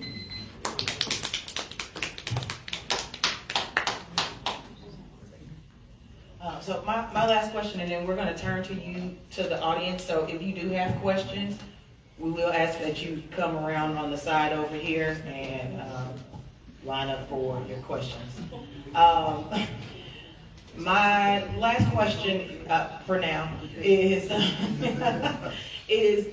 what does day one look like? There are so many things. We all know that there's a mountain of questions that need to be addressed. But if you are selected and elected, what does day one look like for your priority, your pet project? What is going to be your number one priority that you need first? In addition to the 5 campaign priorities that I have, the number one, and I hinted at it earlier, is reinstilling faith in the district seat office. We, again, have traditionally less than 1,000 votes in our races. That's lower than any of the other 14. So people do not believe in our system of democracy or governance. We've had politicians, including in this race, who have not lived in our district for very long. They come in with all of this politicking, telling people what they want, what they're going to do, and then once they get the seat, they don't do it, and you see the entire district collapse. So they just stay home, just like we had a number of people that stayed in the millions that stayed home in November. They simply do not believe in elected representation. So I've got to rebuild that trust. Our district is a beautiful district with beautiful, hard-working people, but they don't believe in us anymore. We've got to reinstill that faith in what we do.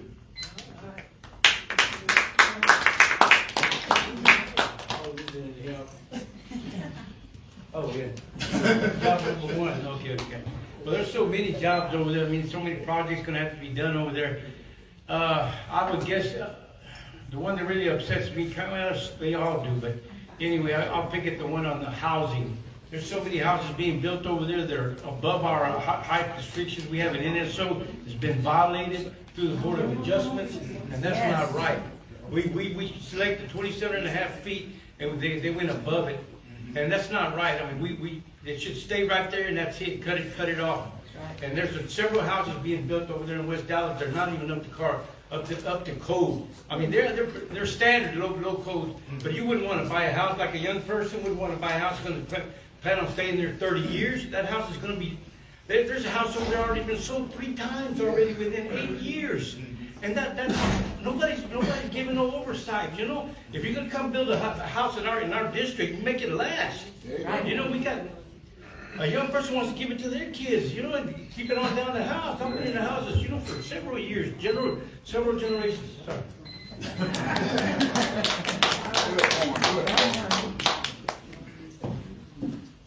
So since I've met with many residents over the past year, I'm actually able to hit the ground running because I have been actively meeting with businesses, meeting with constituents, and they've already given me a list of things that they want me to work on. If you go to my website, you can see them. Some of them are affordable housing, public safety, infrastructure. They want our parks to continue to be beautified. And so that's what I can offer, is that I've already been doing the work and I'm ready to hit the ground running.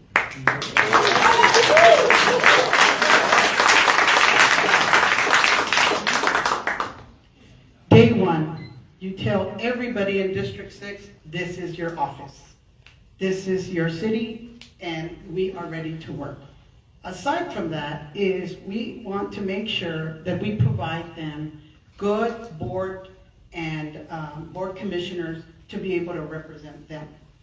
Not only to be there in the position, but to represent, to come to the community and make sure that they let them know what is coming in the pipeline of the agendas.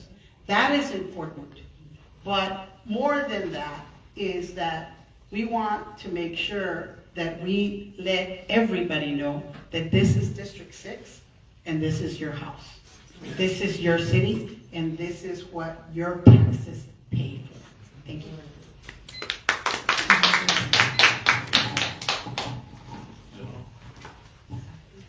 Good evening. I want to give the same opportunity to you this evening. Parking reform is an ongoing discussion at City Hall. Should the parking code be reopened, and what changes would you personally recommend? Thank you.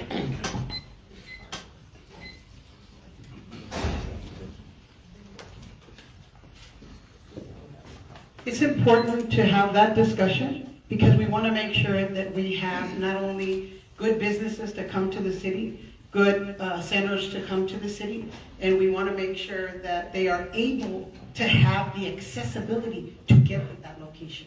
So obviously, we want to make sure that we let everybody know about this discussion and continue with it so we can come up with a plan.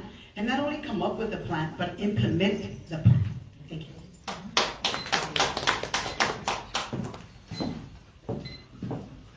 So parking reform is right now in CPC. What you do for one community may not fit in another community. We definitely need to meet with the leaders in that community. For instance, in our north part of our district, I remember there was a business that came and they had way more parking than they needed. And so they could have had some other businesses that would have generated some taxes for us. But then you have some other areas, perhaps like the design district, that there's not enough parking. And so we need to do whatever that neighborhood may want. So definitely we need to listen to our community and then make our decisions from there. And then also maybe put some safeguards in there so that it needs to be reviewed every once in a while so that we can make some changes as needed.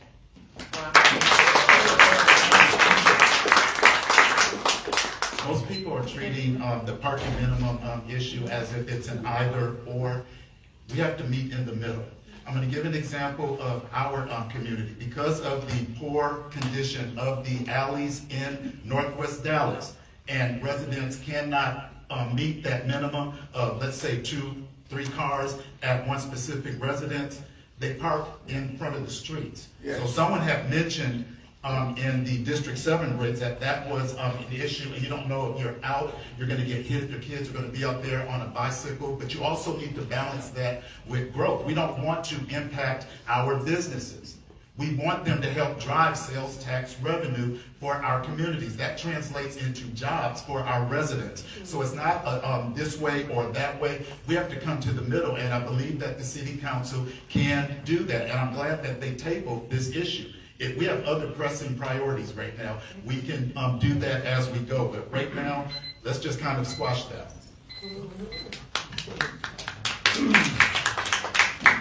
One thing I didn't mention to you guys, I'm a small businessman, I'm a proprietor, I build homes throughout District 6 and 1 also. And what I see with the parking issue here is that's a lack of poor management. These guys, that should have been thought of even before those buildings went up. And now look where we're sticking, now we're trying to figure out where to go. That should have been thought of at the beginning, that's poor management.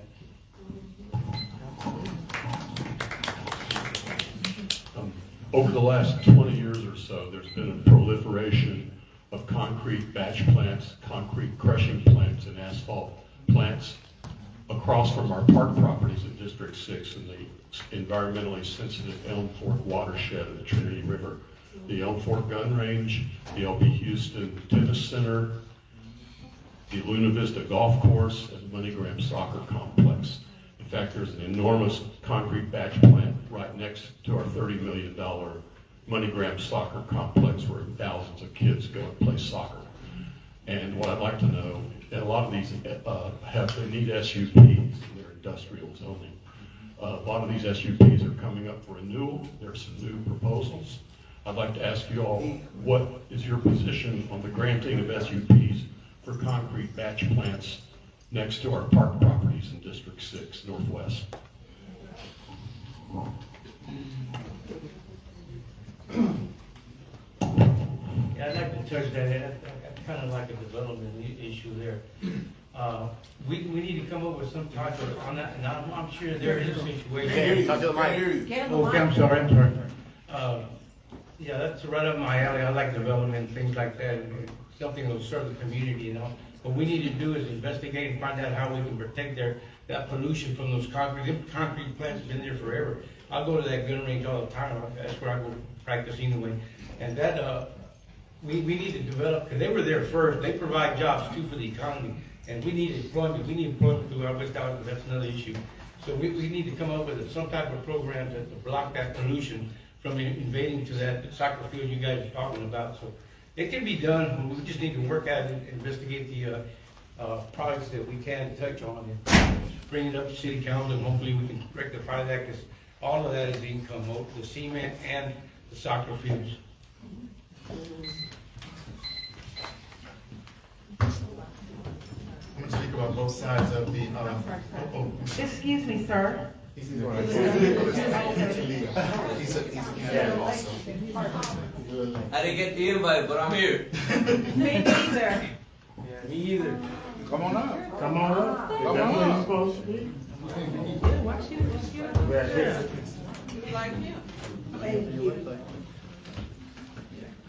Okay, I want to speak regarding both areas of the district. So for Mr. Dickey and the granting of SUPs, we really need to bring those down to a halt.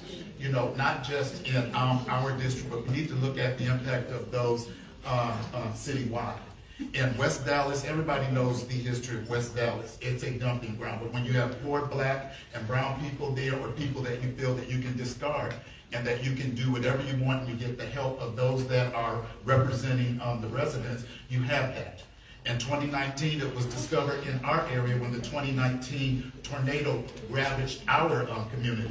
And all of the apartments, the concentration of apartments exposed the high levels of asbestos in those units. So we have a lot of, shared history. The West Dallas area, yeah, that's important, but we've got to bring that to a halt. We just can't grant them like it's Skittles or candy. We have to bring it down.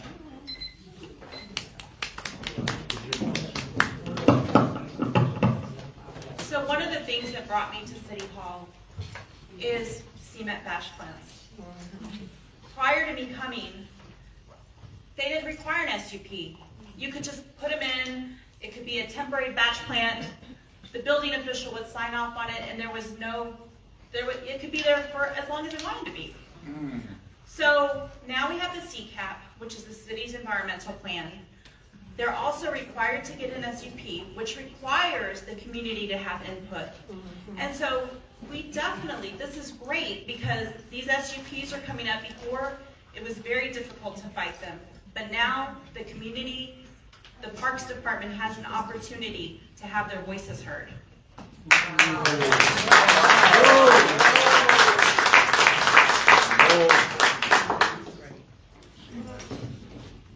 I will tell you that there's a new policy that has been placed, and we need to respect that policy, first of all. Second of all, when you do any SUPs or any zoning, you have to go through a process. Normally, the processes are between 4 to 6 months. There's been many zoning cases that are taking 2 years. So you want to make sure that we work on that so that we can focus on the businesses. So you want to talk about making sure that the policy is implemented, and I can guarantee you that those that know will not apply.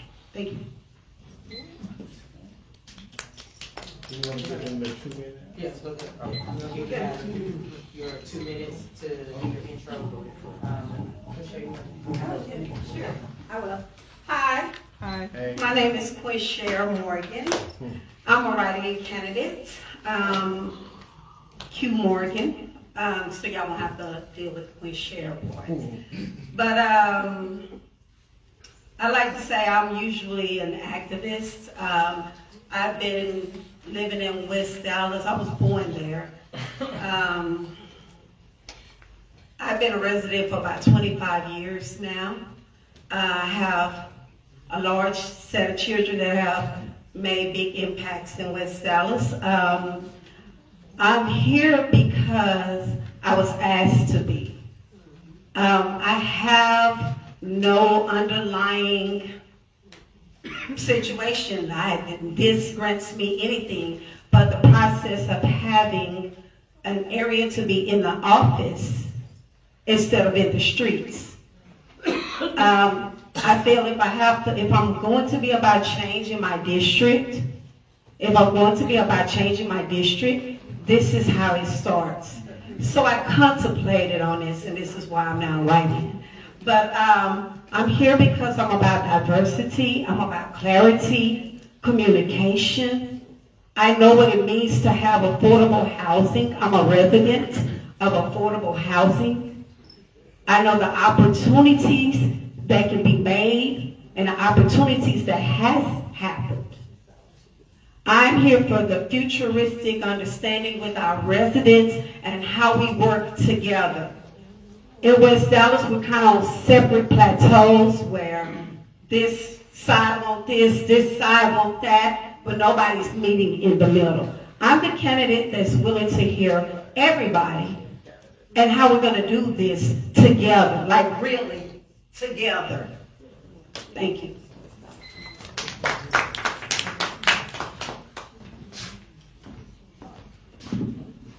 Good evening, everyone. My name is Nicolas Quintanilla. I am 19 years old. I'm the youngest candidate out of all of us. Some might say that I don't have the experience to be city council member. I differ from those. I think that respectfully, I think I have more experience than all my opponents combined. I'm 19 years old chronologically, but I'm 25 years old in experience. I've been in the community since I was 4 years old. I've been in the trenches. I know the issues that residents care about. I know what's affecting District 6. The city of Dallas has billions and billions of dollars in its city budget. But when you go down North Dallas and you are on Mañana Drive or you're on Goodyear Drive, you see our roads, they're in horrible conditions. So one of the main issues in knocking on doors these past couple months and hearing from residents is that they need to fix our roads. As council member, one of my priorities, one of the issues, one of the first things that I want to do is create jobs for our community and for our young people. I think that's what's needed. I would create a business program for businesses in District 6. There's a lot of Latino businesses that need access to city resources. The city is able to provide that support to businesses, and those are my priorities. Fix our roads, our infrastructure, create jobs, and support for small businesses. The last question was about cement plants. I think Monica Alonso knows a lot about cement plants. When she was in office, they wanted to enact a cement plant, and residents were against that. And as council member, I would get input from residents and the people that are wanting to bring the cement plants, and work together to see, a resolution that'll work for everyone.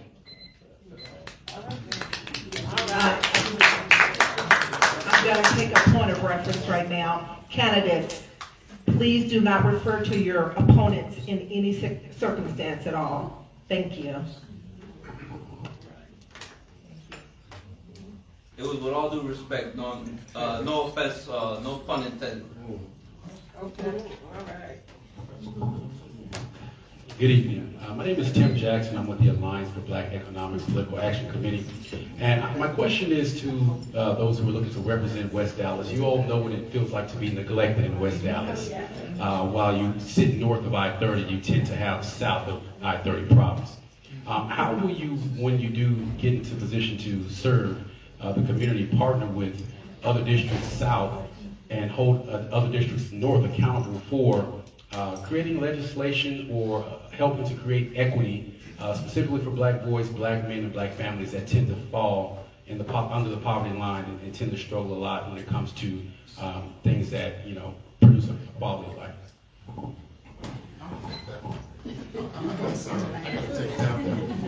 Okay, yeah, thank you for that question. As I stated earlier, I'm a product of Flint, Michigan. I grew up there, so there's no place, including South Dallas, and I've lived in South Dallas, I've lived in West Dallas. For me, it's all home. It's very familiar, so I understand that. I work in education, and even though I'm told you cannot, reach out to that, because, right now we've got this whole DEI thing and what we should or should not be doing. When it comes to our young black boys and our young brown boys, I could care less what they say. I'm 2 years away from retirement. I will get fired. I could care less, because I'm going to help mine, because I know what that looks like. I mentor without even being asked. So when they know that they need some help, I pull them up under that wing, I build them up, and I make sure that they get that trade, they get that degree, they get what they need, and it doesn't stop after they walk out our doors. They are mine for life until I breathe my last. I've done that when I was a teacher, teaching in Dallas ISD, and that's just who I am. So, mentorship, that is extremely important, but you have to commit to it. Right. Thank you for that question, and I will tell you that in order for us to continue working with our youth, we need to include them. We need to invite them, we need to inform them of what's going on, what is available. And we will make sure that we have a good park board member that works with all of them so that they can have good services at the rec centers, and they also include the parks so that we can have that service. It is available. But I will tell you, it's also a missed opportunity that was there before that never got implemented.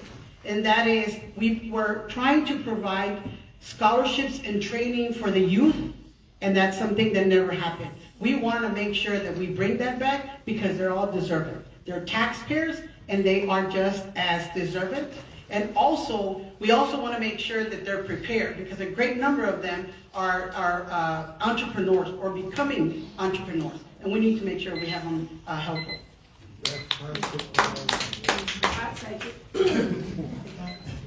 That question you asked is very important for me because I'm a mother. I'm a mother of 4 boys, and they're adults to a 7-year-old. I feel like communication. I feel like when they say we have resources or things like scholarships, and we're like, what scholarships? What resources? I feel like we're never being united in decision making when it comes to what's made up at City Hall to what hits my living room door.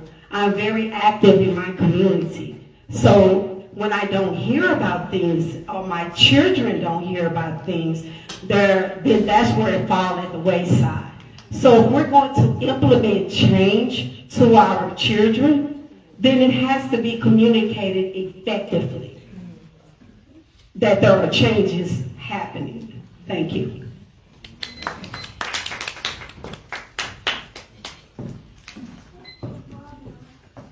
So I actually worked for for a mentoring program before I worked at the city, and I believe strongly in our youth. I also worked at a hospital where we helped children or youth that wanted to go into the medical field. And so, you know, when I was working in the council office, one of the things that we did is we made sure that our youth were a part of the decision-making process. I remember when we had the Nash Davis visioning, we were going to look at the bond and see what it is that we wanted. We had a huge group of children come, African American children, and we were able to get some of the things that they wanted. They wanted a dream court, and so NCAA was able to bring that. There are some other things that are planned that are coming for that community, and we don't just have that community, we also have Elm Thicket North Park. Our district is very rich, and so we need to work in all parts of the district.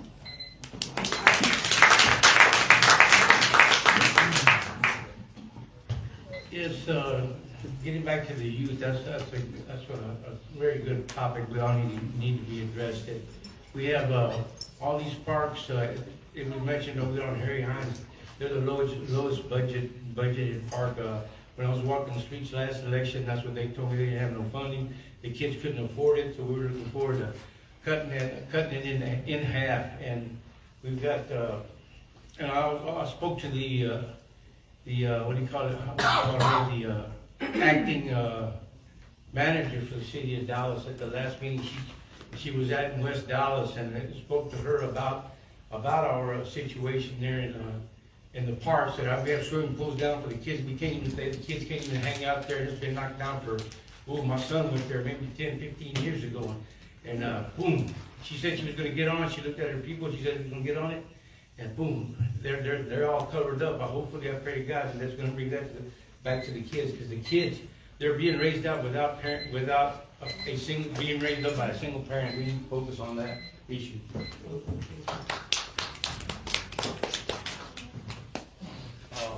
Quality of life, I think, what was the question again? The question wasn't about the youth. It was about how would you guys work to provide a better equity for black boys, black men, and black families that tend to struggle here within the city but tend to get neglected. Okay, in terms of like funding and resources? Specifically funding and things that aren't really trickle-down policies that don't really hold any merit. Like I said a while ago, the city of Dallas has billions and billions of dollars in its city budget. Our community is not getting that money. I think that when we talk about inclusion for black for the African American community, it also affects our community. In West Dallas, it needs a lot of attention. I would create a budget to spend in our community, jobs, access to capital. If you want to start up your business, you go to my office, you're able to start up your business, and if it flourishes, good for you, I'm happy for you. I think that's what we need to do, so that the African American community can be empowered, and so also the Latino community.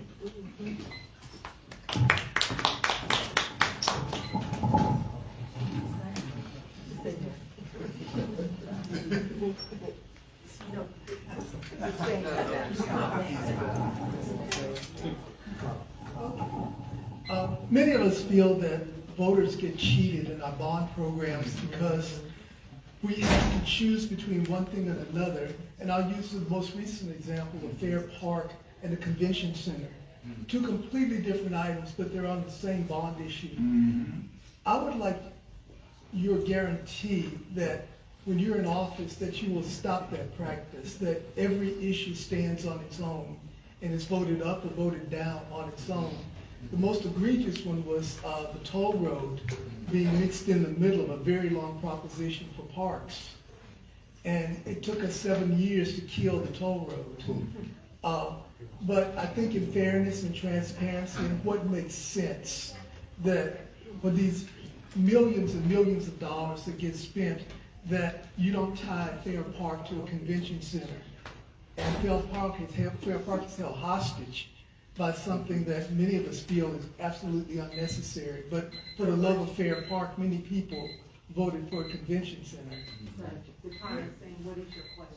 That was my question. That Would was you his vote, question. yeah, would you vote to make sure that each issue stands on its own, that voters don't have to split?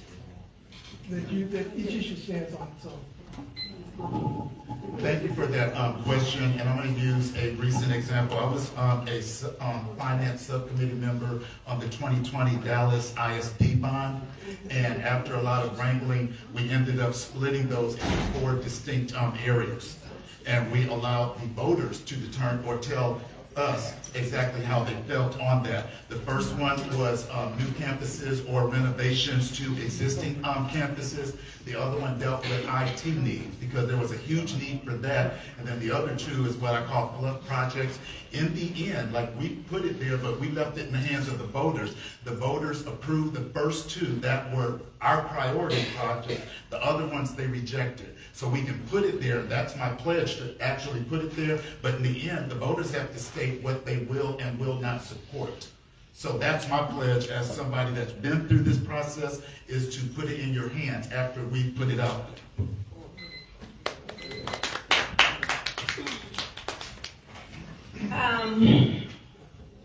I did a lot of foot stomping for our schools in West Dallas, and when I hear bonds and projects and when I hear voters and things like that, I walk into a room getting ready to vote, and there's only like 20 voters. It's like, so to get the community involved in that process, to make sure they understand what they will be gaining or losing if they don't participate, if they don't come to these meetings, if they don't be a part of their decision-making in their community. It's like we have a lot of mistrust, I guess, with politicians and what they're really going to do. So my idea is to put that trust back into our communities, to let them know that I care about everybody's decision, everybody's concern when it comes to projects that helps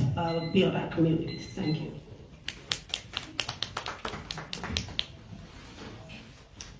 I think it's important not only to know about what's going to be coming for the bond, in the bond, but also to include everybody to give their fair share of information, and then for them to provide their thoughts of what they want in their city and their community. And that is to be able to have different meetings in different areas so that everyone can be invited, so that everyone can come and be able to voice their concern or what they would want in the bond. But there's times that they have, like, they make it that we want to give the answers or get the information within a certain time frame. Well, we know now that maybe we are going to have a bond in the next 3 years. Let's start the conversation now. Let's start the conversation now, and that is precisely what needs to be done, and I think that that's what he's talking about, so that we can talk about how we're going to put that forth. 1, 2, to be able to put it in the, to bring it to the committee and then to the council, and I'm sorry, is that we need to make sure that we let them know what they're going to be voting for, or how many are going to be on the ballot. Thank you. So anytime a constituent would call my office, I would immediately try to get whatever it was that whatever was important for them on our needs assessment list. Whatever's on a needs assessment list then could potentially be on a bond. And so that's how, even if you call some of the council offices, your item doesn't automatically get on the needs assessment. But that was something that I advocated for, so that you would at least have a better chance for it to be on the bond. One thing I have to say about Mr. Dickey here is that if it wasn't for him, when he became our park board person, he came to us with an idea about the Brimer bill. And the Brimer bill is how we're able to fix Fair Park, but also have the convention center. And it's not an either or, it's a both and. And so it allows the entire city to win by having a new convention center and also having money for Fair Park. And that's because of Mr. Dickey, our park board president, our park board member.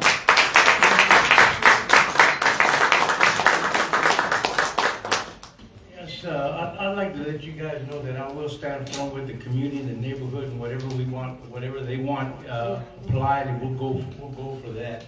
So we'll touch on the bases and make sure that the funding's there and it's all gonna work for us. We've developed a neighborhood association, our president's right sitting down here too. And we stand firm with our property owners, and we're here to stand united and do what's best for the community. And I will stand with the community. I'm not gonna go against them. What they want, they'll get, and if we gotta do a little adjustments to help us get what we need, we're gonna do that.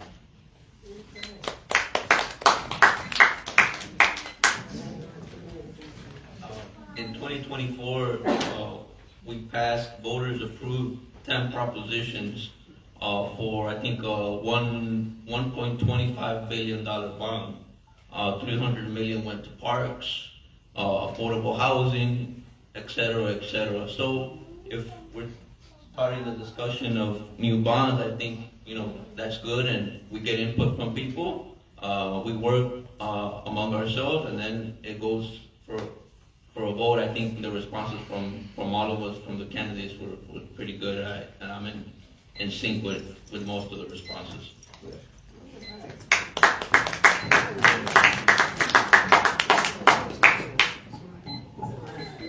Good evening. My name is Albert Gonzalez, and I have a question for you. The population of the city of Dallas, Mexican American, is close to 42%. The ISD, 70%. 69% of Mexican heritage. The state of Texas, 40% of Mexican heritage. There is not one museum in the state of Texas dedicated to the history to tell the story of the Mexican Americans. So my question to you is, we feel that it's long overdue, and we would love to have it here in Dallas. We looked at several locations. One of them is the Latino Culture Center. The other one is the Convention Center, with the expansion of the possibility of putting it there. And third, possibly Fair Park. Now, if elected, I'm asking y'all to tell us what initiative would you take to see it become a reality.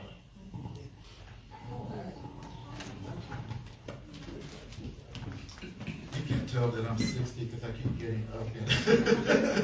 So, but, and thank you for that question. The first action that I would take is for the next upcoming bond, and she was correct. We probably will see one in the next, or which whoever said in the next 3 or so years, is to make sure that construction for a bond is included, for a museum is included in that bond package. Okay, so that's as short as answer as I can give, but I definitely see that occurring, not just because we have an African American museum here, but everybody should be represented. We have a Jewish museum downtown Dallas, close to where I work. We have, here, so everybody, I believe in diversity, I believe in, inclusion of all. I don't care what the government right now is saying, we're all here. We're one rich gumbo family, so. Amen. Gumbo. Amen. Louisiana. Rosa. I am always teaching my kids about history, not only our history, your history. We have friends and family with a lot of Hispanic members. And it's important to me that I teach them our history as we were learning their history. We play little games in my house, so to hear that there is not a museum that teaches your history is definitely deeply felt here, because I know how much I am so stiff about my children learning their own history. So like she said, there's a needs assessment. And if I see that and stuff, or anybody's needs in this, in our community, I'm going to do my best to make sure those needs are met. Now, it does take patience.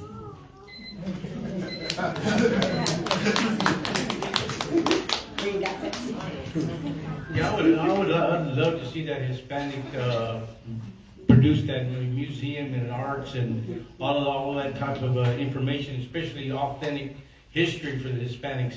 Because we're getting tired of having to go down to San Antonio to see that now. I've seen a lot of things down in San Antonio that's really great, but it's getting really bad out there. The crime rate is so bad.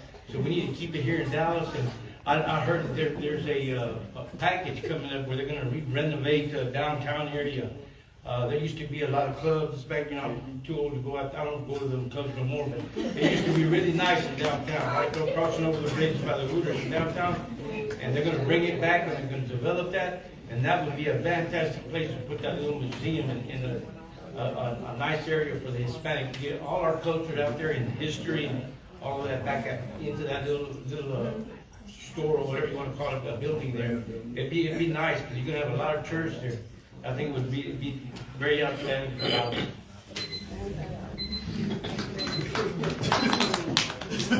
So a couple of years ago, we actually had an expansion of the Latino Cultural Center, and there was some bond money that was there. And then another portion had to be raised by private funds. And so I imagine that something similar would need to be done. And we may also, again, have it on the needs assessment list so that it's something that can be considered in the future. But most likely it would have to have some matching funds, and that could definitely be something that can be worked on by the community for sure.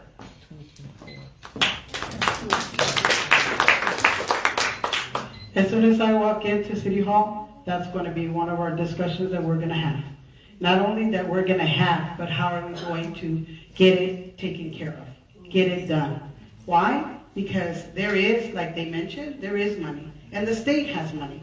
And in the bribery bill, we could have included it. But when you don't have leaders that advocate for it, then you're not going to get it. And obviously, you didn't get it this bond around because you didn't have a leader.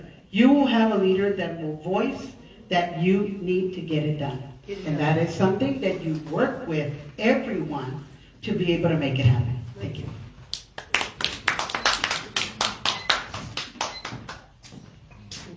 We'll find the resources and make it happen. I don't know why we're looking at Fair Park. I think we could look at Webb Chapel or Bachman Lake or Northwest Highway where there's Latinos in that area. District 6 is almost majority of the population is Hispanic, so I think that would be a much better area for Mexican American Museum. I'm 100% in support of that. Yeah.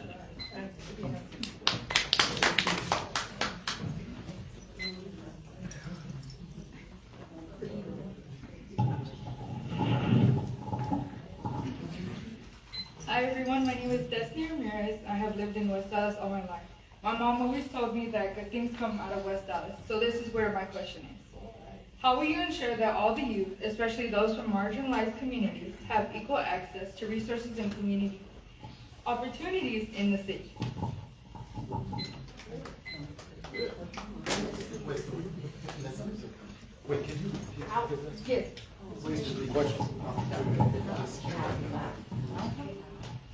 How will you ensure that all the youth, especially those from marginalized communities, have equal access to resources and opportunities in this city?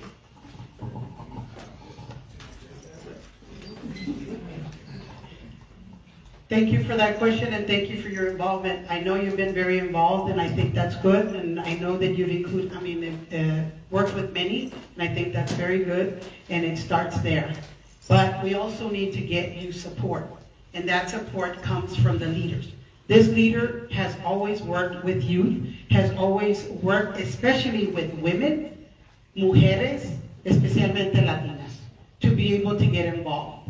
But how are they? Is by involving, including, and informing as to what services are available and getting your take on what is it that we need to bring forward as well.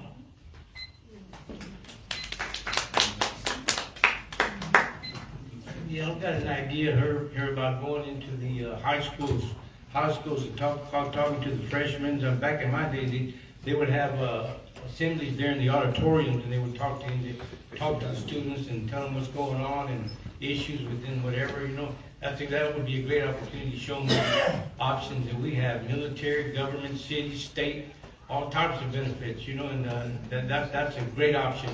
It's all about the children.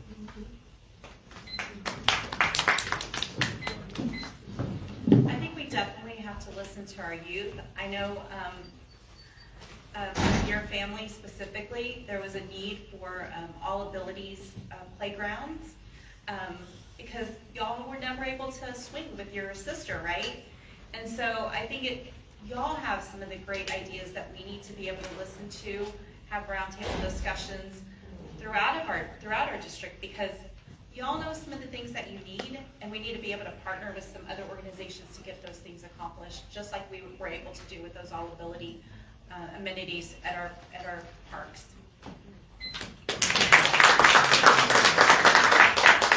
I've worked in education for the last 19 years, including teaching. I'm currently in higher ed. One of the things that we need to do, young lady, is there needs to be more partnerships with youth in specific communities, with Dallas ISD, Dallas College, nonprofits, so that we are providing resources for youth. When you're looking at those that are coming from disadvantaged communities, one of the main problems is there's no exposure to what's actually out there. When I worked at a school in Oak Cliff, and I took them on a trip to UNT Dallas and said, hey, how many of you, and it was more Hispanic males that were on there, so how many of you have been outside of your immediate community? Only one raised their hand. And he was half Latino, half black. So when they went out to this world, they didn't even realize that they could exist. Issues of food security, that just kind of disappeared when they realized you can get a food card and eat all day.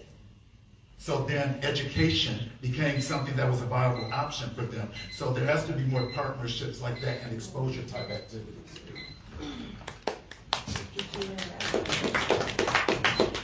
I'll put this out there again, because our youth do need more activities. That's one of my focus points, because I have a lot of youth that come to my home, and we play games and we do things. But I remember growing up in West Dallas, and there was things like Boys Club, Girls Club. You had areas to go to, and they like saying parks. Our park is not a park. It's hot there mostly. It's not even protected. There's just dry land everywhere and grass, and lilies come and practice there, So focusing on disadvantaged areas like that, not just parks, but for older kids, to have something to go to. I don't see things like skating or ice cream shops. I don't see things like the youth clubs that they have where they can go dance and everything is radio edited.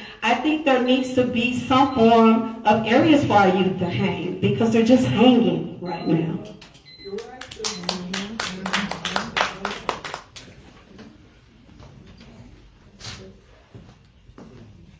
I don't think there's ever been a 19-year-old running for city council. So I'm opening the doors for hundreds and hundreds and hundreds of young people. They see me running, they're gonna run. I've been very active in working with the Latino youth. I was president of the Young Latino Democrats. That was a democratic organization to get the Latino youth involved in politics.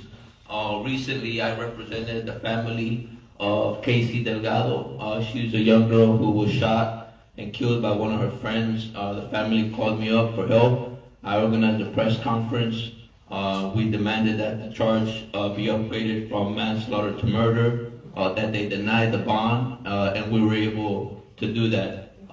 When students were eating contaminated food, I organized a walkout with more than over 200 students to protest, demand better food conditions for both Latino and Black youth. So I've been involved with our youth, and as council member, I'll use my platform to empower our young people.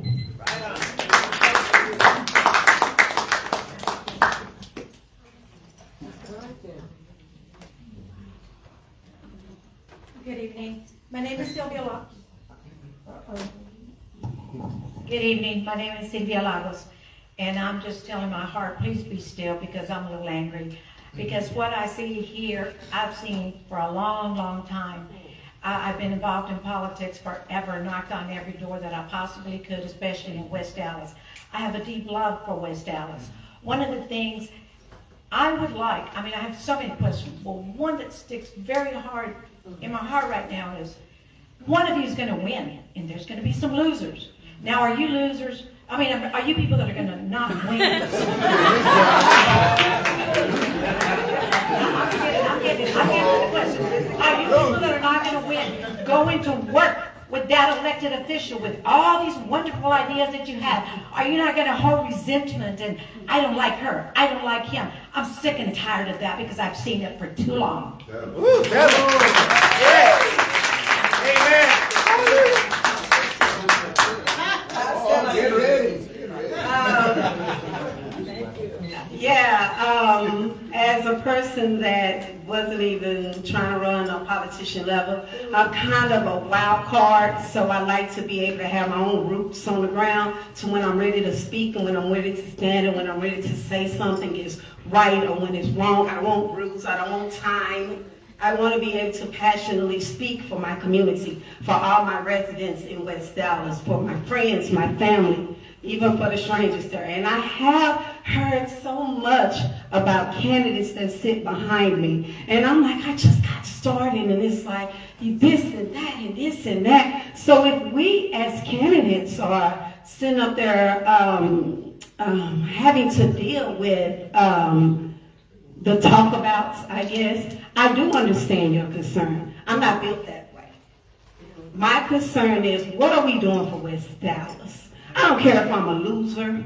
I don't care if I'm a winner. I stomp these streets. I've been doing it for a long time and my passion.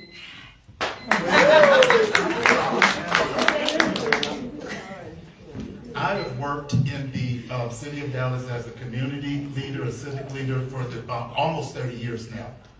I've run for this office again. This is 4. School board, it was twice. And when I lost, I kept working for the community. That will never change. And that's who I am. My mother was an elected official. She was a public servant, and by the very definition, and she did that. That's who we are. My father was a United Auto Workers national officer. We serve our community. That's how we're built. So whether I have a title in front of my name or not, I'm going to serve until I breathe my last breath. That's just how I'm built. And I've got some mentors in here that are a little bit more seasoned than me, and they can attest to that. Linus works, period.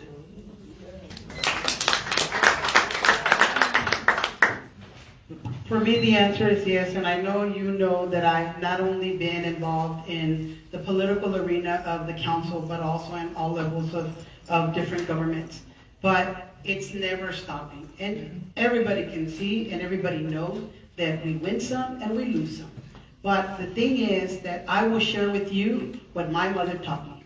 You've got to give back to that community that gave to you. And that is exactly what we've been doing all this time. 1, and 2 is also making sure that we have all we can and do all we can to be able to make it better for not only our children, but the children that are coming after us. This is a city of Dallas, a diverse community, a welcoming community, and that's exactly how we're going to be working on it. So answer to your question, will I work? The answer is yes. I know I'm going to win, but after I win, it'll be over election, but it's time to get to work. And that is the question. Are you ready to work with me? Thank you.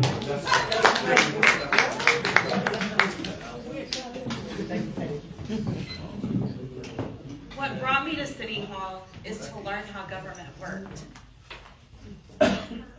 I had been a volunteer with many of you, right? We were frustrated, some of us. I've even gotten community awards from previous council members for my volunteer work. But at the end of the day, the reason why I went to City Hall is so that I can learn and take back what I learned from the community. Even before I knew that I was going to run for council, I knew no matter what happens, that I was going to be a part of the community and advocating for my community, and I'm going to be present no matter what. And so the whole entire reason for me being really is because of District 6.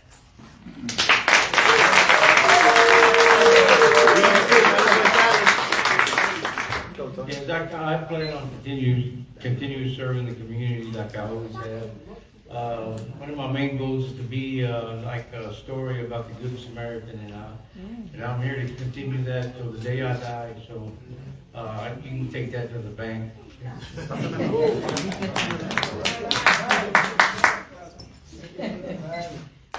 This morning at the ballot draw, I saw Laura and I told her, Laura, no matter what the outcome is, if I win, hopefully you work with me. If you win, I'll work with you. I've had the opportunity to sit down with Monica actually a while ago, and we've actually had a pretty good relationship. I've spoken with Linus, I've spoken with all the candidates. So if I win, I'll work with everyone, and if I don't win, then I'll use my platform. I have a strong social media following of over 50,000 people on my network. So when something happens in District 6, they call me and say, hey, necesito tu ayuda. And if Laura's the councilwoman or if Monica's the council member, I'll make sure, they're representing our community. So yes, I'll definitely work, hand in hand with whoever wins. Thank you.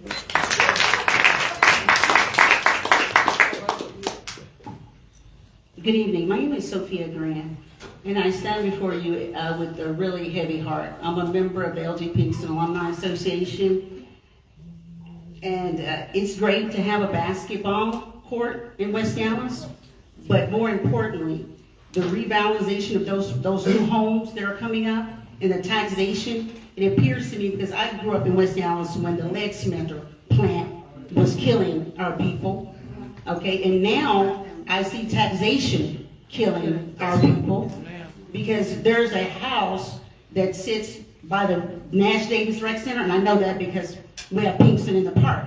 That house is over $800 and some $1,000. Now, whoever put that basketball goal there, that's real cute, but what I need to know from you guys is, what are you gonna do about this taxation and how you're taxing people out of their homes that have been in West Dallas forever? Okay, thank you for that question, and this pulls me back to 2017 when I was in the race and I saw this happening and I was sounding the alarm. Fire, fire, fire.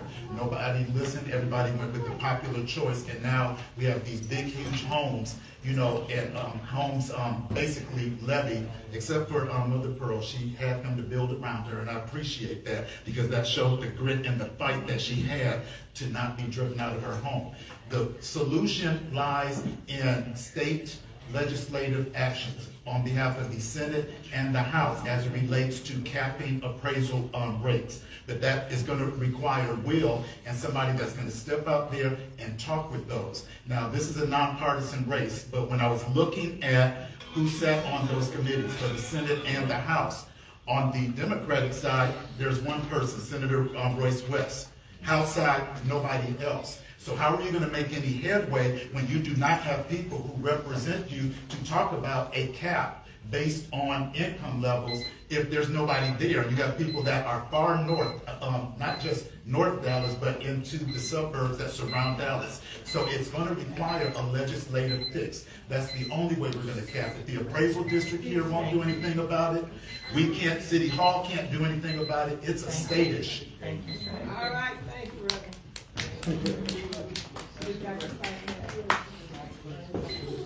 Respectfully, that is what we were working on, and making sure that the neighborhood stabilization overlays were also in other areas of the city, of the district. We had a housing task force, and we were working on that, and then it got stopped, so therefore they started building all these houses, and there is no policy for that. One. Two, it's one part to have these houses being built, but we also have to be respectful of the neighbors. And the neighbors also want to have the homestead exemption available and have the 65 and over available. And we need to work with them. That is exactly what we've been doing, and that is exactly what we will continue to do. But we want to share with everybody, male, female, English and Spanish, Mandarin, and we want to let them know that that is available so that their houses are taken care of.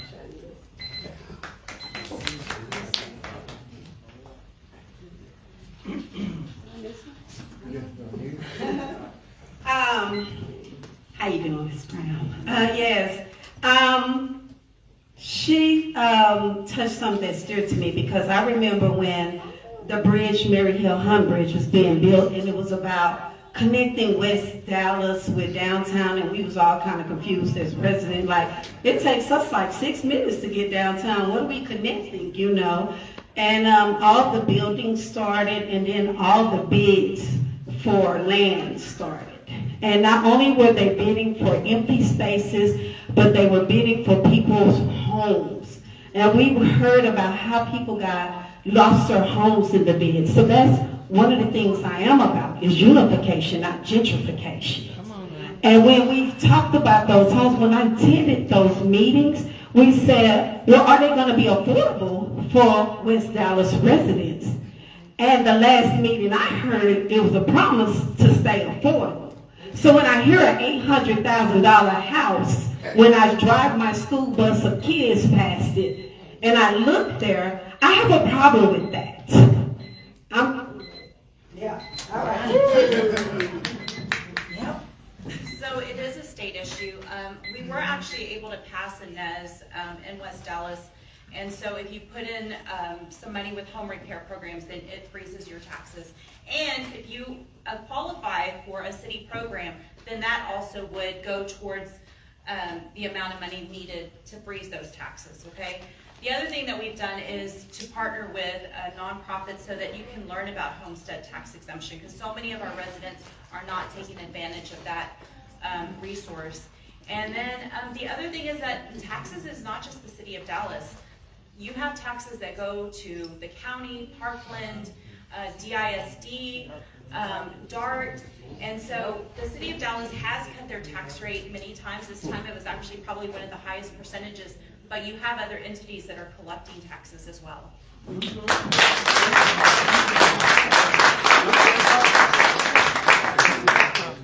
Okay, one of my plans is what would be implemented there in our little neighborhood, La Bajada.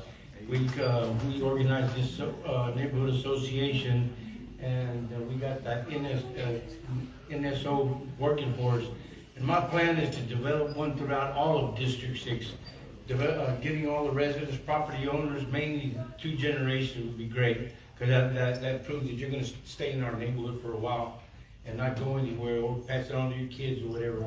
But we need to create an association with property owners, hopefully 2 generations throughout District 6, to stand strong and go to City Council and have that NSO passed. And I mean, stay with that height restriction and not go above it anymore, and not let it go to the Board of Adjustments, because it's wrong. That's right. I think we need to create a program for homeowners. I need to visit the tax issue a little bit, but we need some tax breaks. Homestead exemption. My sister was a veteran. She was in the United States Marines, so they get exemption. And she was at the DCAD, Dallas Central Appraisal District, trying to take care of her taxes. So we need to take care of those type of problems. And mostly for homeowners, people like you, the city of Dallas is facing a $6 billion deficit, so that hurts taxpayers. So we need to take care of that also. So that's my take on that. I need to read a little bit and visit on that, and next debate I'll be able to provide a more firm response.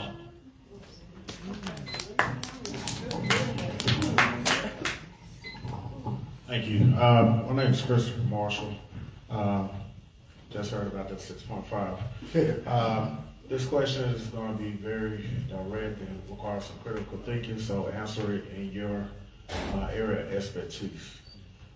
Given the political climate that we're in right now, where you have the federal government trying to cut block grants and other funding to cities, as well as state of Texas trying to cut property taxes, which is going to kind of cut some of your funding base as well.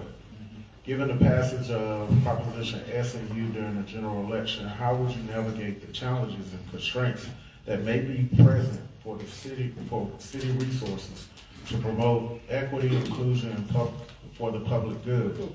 This is in either it's in environmental justice, public safety, housing, economic development and jobs, education, and jobs as well. I'm sorry, job training.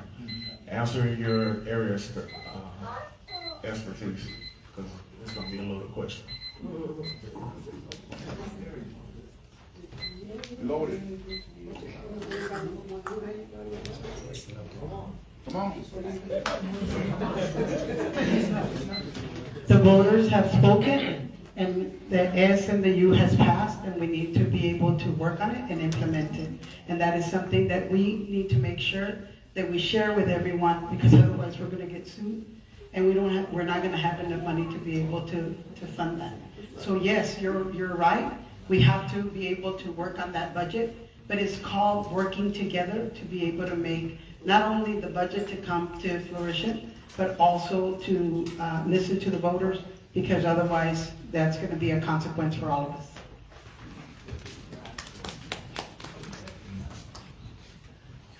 Yeah. I have this slogan, and it's I want to say it to West Dallas residents: show up, be there. It's how you become informed, and then we can activate a process that works for us to where we can be heard. As a leader, it is my job to make sure you're informed. I can't do it alone if the voters are not there. I've been to voting forums and the voters were not there. It's important we put that belief back into the power of the vote. It's important we put that belief back into the power of our voices. And then sometimes it takes our money. But that is my job, is just to let y'all know and to take a stance when I hear y'all collective thoughts. That's my job, and I do that fighting.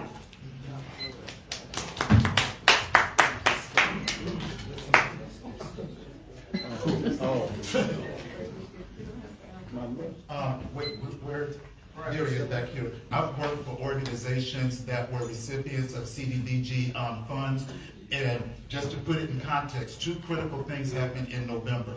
One, we had the passage at the local level of certain propositions that basically, and namely, and I'm not anti-public safety, but when half of our budget goes towards policing and our pension system, there's gonna be a money crunch there. Right. The second thing is at the federal level, where anything that even remotely looks minority is being cut. Yes. So we have to make priorities at the city level. I'm going to use bond elections as an example. Whenever we have one and there are critical needs that we need done, like streets and roads, Tim can attest to that, or other things, everybody feels that our bond elections are a big slush fund where I'm going to get some of this library, I'm going to get some of this live arts and culture, I'm going to get that. We need people that are committed to figuring out what our priorities actually are. If not, whether we get CDBG money or not, if everybody's trying to dip, we don't address the priorities. Yeah, those are the propositions that were passed that should hold people accountable for what they're doing down there at city. Look what happened to that TC Broderick. I mean, what was it, $300,000 or something he couldn't account for? And boom, he takes off and go to Austin. I mean, who would hire somebody that took off with some money? I mean, can't be accounted for. I mean, now we got this new lady in here, and maybe hopefully she's going to be doing good, but we need to be held accountable for every single dollar that's spent and use it widely for all the community and the city of Dallas. That's my belief, and I'll stand firm on that.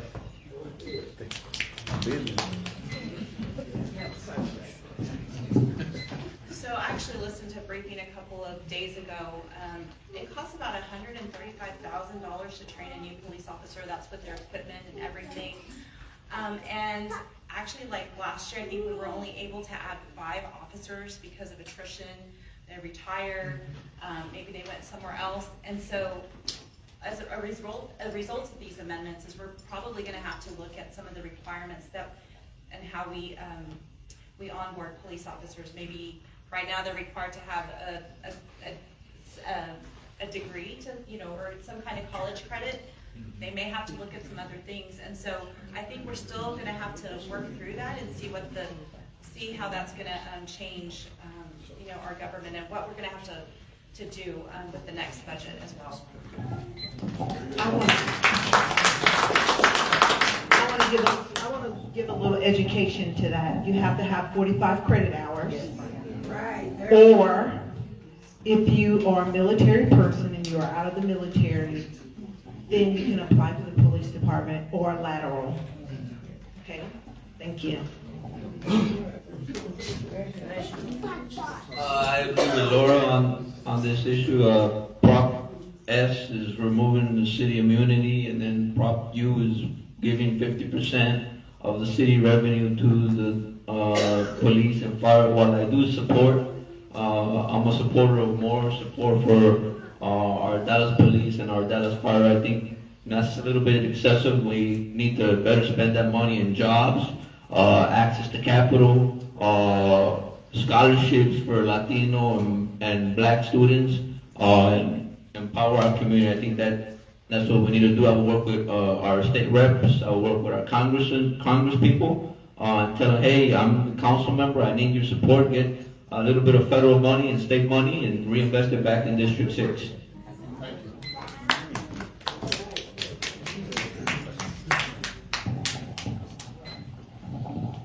Good evening. My name is Valerie, and I have a question for the panel.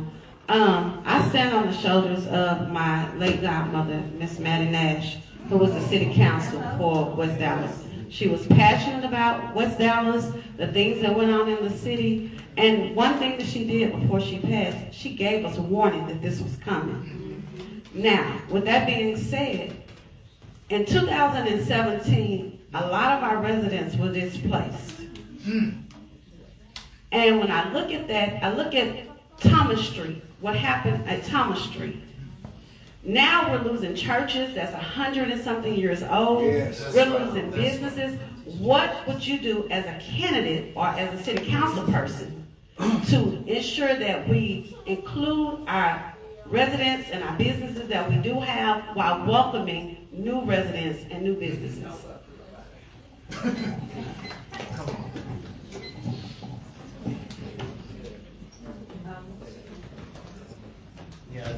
Yeah, I like that little subject right there.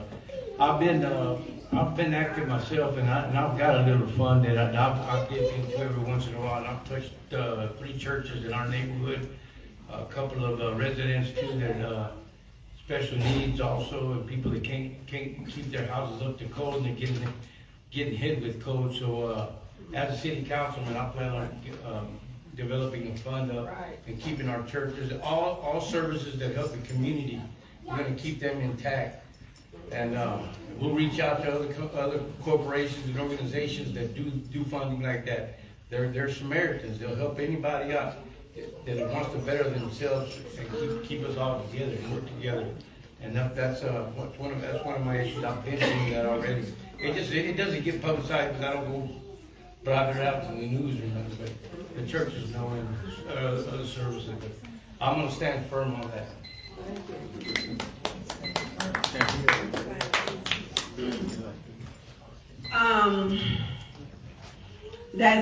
That definitely is what I was speaking on, unification, not gentrification.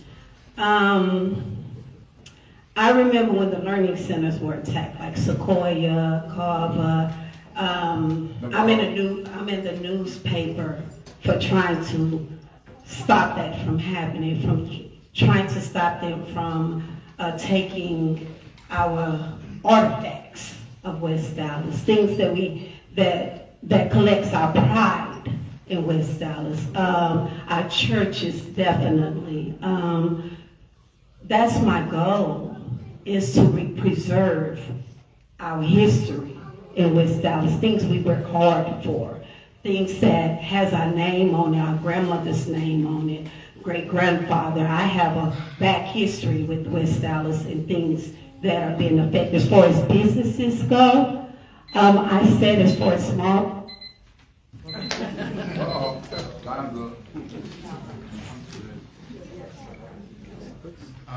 To this young lady, again, the issue of taxation beginning at the state level is crucial. That's the only way that we're going to halt this, completely. We saw it coming, but everybody, rather than, kind of select a representative that was going to protect that, they just kind of stood aside.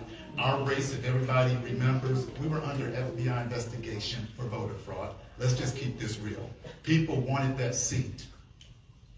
We have people that are trying to get into this district right now that have, not anybody on this stage, but some individuals that are trying to get into this race because the perception is West Dallas and Northwest Dallas can be taken.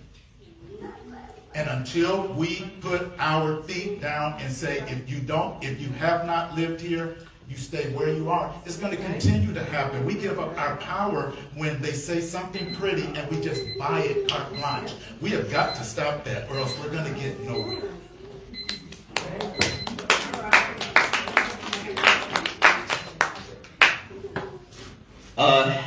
Residents displaced. When the tornado that hit North Dallas and it hit Thomas Jefferson and all the residents that were affected, I was there making sure that each resident received their $3,000 compensation from Atmos when it was the gas explosion. Also in the tornadoes, I was there helping residents that were displaced.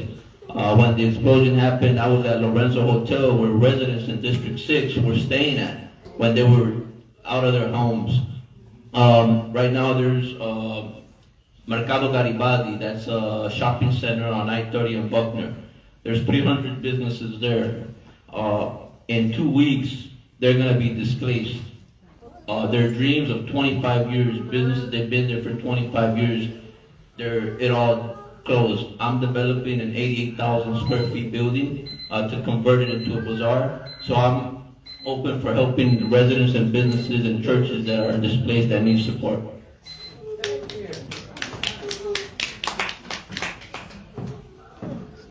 There's two things. One, West Dallas needs to have a voice whenever there's zoning issues. That hasn't always happened. And so that really causes displacement. Sometimes we were left out of the conversation. We have to be at the table, part of the conversation.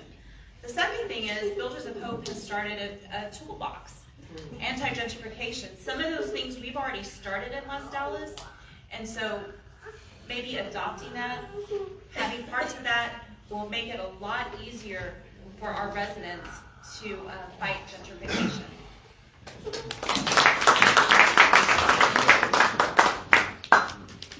I have the pleasure of working with Maddie Nash, the Honorable Maddie Nash. And I had the pleasure of not only working with her in the community, but also making sure that we talked about how we can both work together and be able to make things happen. And we did, and we continue to do. And that is something that we need to continue, talking with neighborhoods and also making sure that we also support our business communities. Because in our district, there's a great number of businesses, especially small businesses, that we need to work with, because that way they bring not only revenue, but they also bring jobs into the community that people can walk to their jobs. And that's something that we need to continue. And that's something that I will tell you that not only I will work on, but I've been working on now. And that it is something that we will continue to do. Thank you.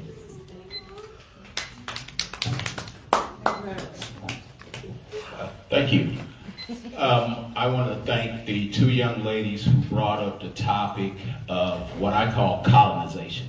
It's the Christopher Columbus mindset of look what I found, but we were already there. I hail from the north side of District 6 in a neighborhood called Elm Thicket. I'm not for sure how many of you on the panel are familiar with Elm Thicket, but Elm Thicket and D6 are hip and hip when you talk about colonization. The builders are coming in there and just running over us. I want to know how much fight do you have in you to say, hey, we're not going to let you do that. Even if the law says you can't get involved, you can at least stand and come. You can at least come and stand with the community. I want to know if you're willing to do that. Because right now, Elm Thicket, Hamilton Park, Arlington Park, West Dallas, Oak Cliff, East Dallas, the builders are coming for us. So you're going to have to work with some of your other council people. So I want to know how much fight you have in you to fight for those communities, because that dirt is the dirt that our grandparents got, because that's where they were told the only place they could live.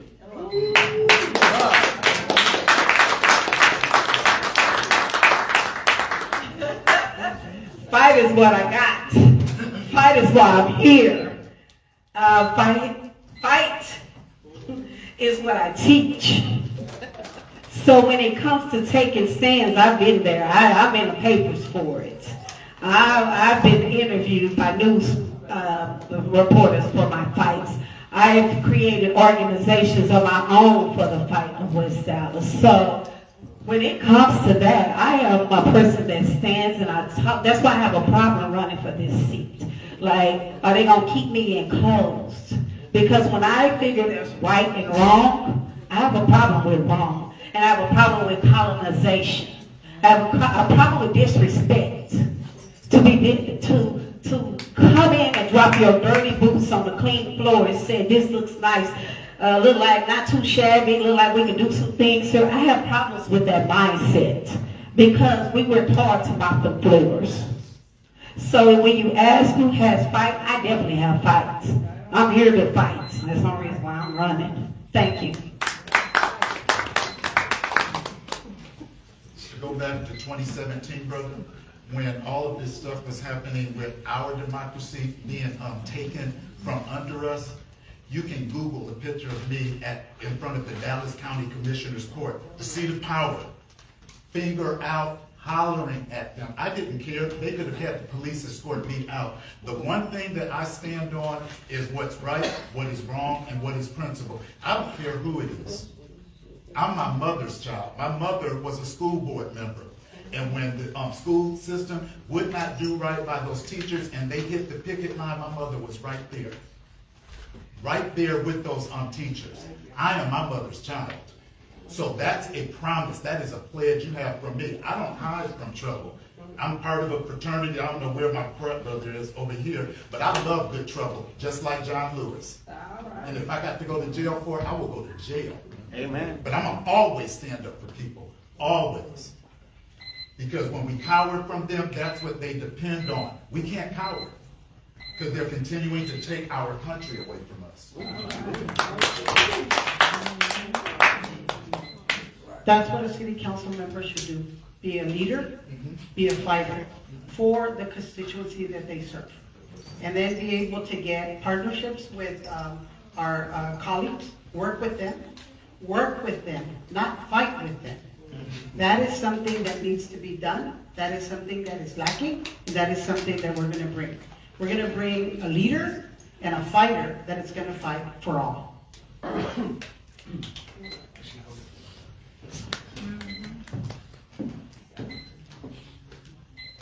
This is one of the reasons why I came to City Hall. I came to learn the systems so that I could fight for the community because we weren't always heard.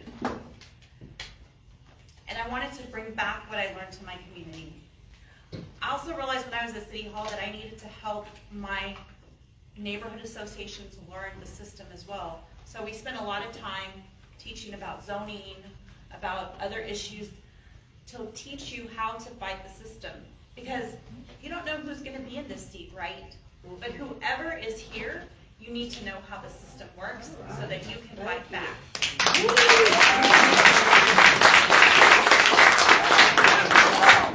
Yeah, I'm thinking, I want to let you know that I'll stand there with you and strong with you.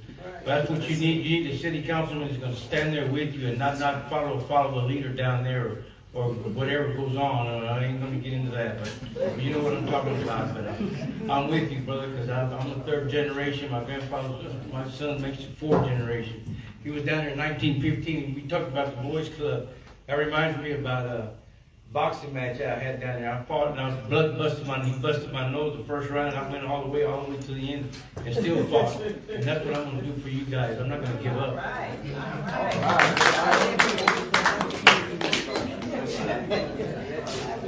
Elm Pickett, right? From this day forward, Elm Pickett can count on me. Elm Pickett is going to have a fighter in City Hall. I think we need to preserve that land, that area, that territory, mark it as a historical landmark. No developers can come in and leave it as it is. That's a beautiful piece of history. If you said that was the only place where they could live, well then we need to leave it and mark it as a historical landmark. I'm gonna be a fighter. I'm a fighter. I'm gonna fight for you and for everybody in District 6. That's my guarantee. You want to see how much of a fight is in? I think all of us have some fight in us. That's why we're running. So I speak for all of us when I say we're gonna fight. Thank you all. Thank you all for your questions. We're going to move into our closing statements. I don't know if you guys have looked down at your watch. It is after 9 o'clock, so it will be 1 minute closing statements. I do want to remind you all that the recording will be on the Dallas Examiner Facebook page, the website. And then next Monday, March 3rd, we'll be back here for the Dallas City Council District 8 and District 5. All right, so we're going to do our 1 minute closing statements. And you want to lead us off? Oh. You ready? Now, don't hit that button. Oh, it's hopping up and hopping down. Hello.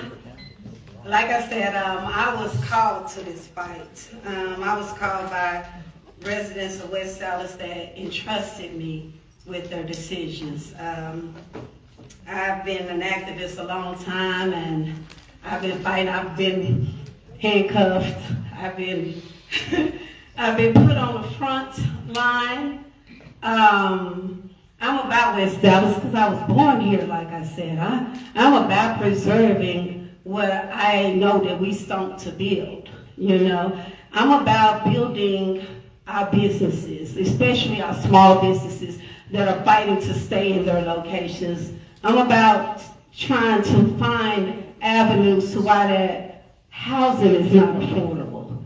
While roads are still bad, about safety, not just policing our neighborhoods, but also the therapy that's needed in our neighborhoods, teaching our youth how to be involved. Real proud of you, by the way, because that's what I teach my sons, is how to be involved in our community. Audience, thank you for hosting us. Again, Linus Spiller, my campaign priorities in order, and they're intentionally ordered like this: public safety, affordable housing, economic development, career and workforce needs, as well as city services. If you don't have those in that order, nothing is going to happen. You can visit my campaign website at electlinusspillercampaign.com to learn more about me. I, again, have worked in the city of Dallas for well over 29 years, touching on everything that my campaign priorities are. So you have that. Do not let this seat be taken from us. So please think about that, because 8 years from now, 16 years from now, 24 years from now, we can sit there and go, hey, we didn't make as good a decision as we could have, and then the situation is worse. So again, visit my campaign website, and God bless you. You have a great evening.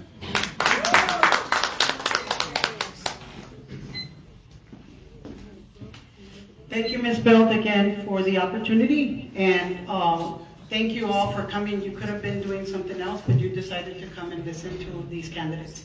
My name is Monica Alonso. I'm a candidate for City Council District 6. I will be the number 2 on the ballot, and we ask each and every one that lives in District 6 to give us an opportunity to represent.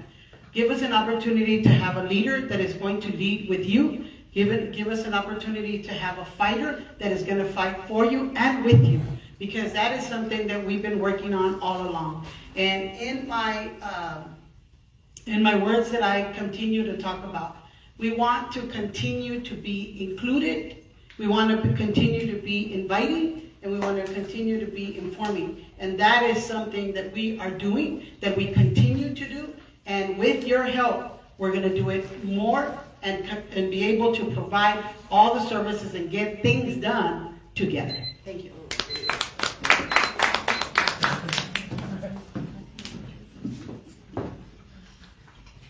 I'm just a woman who loves her district. I'm not a career politician. I came to City Hall to learn so that I could give back to my community. District 6 is on the rise, and I've been able to work with many of you, volunteering, attending your community meetings, being present with you. Many of you have asked me to run. And so that's why I'm here today, and I ask you to support me to be your council member for District 6.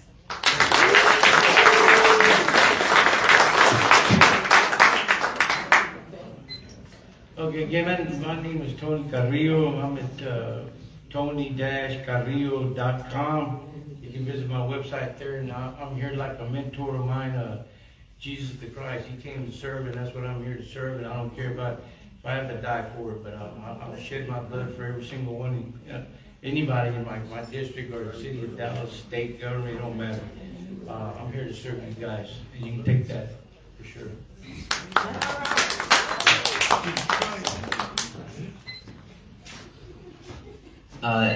It is an honor to be here standing before you all tonight.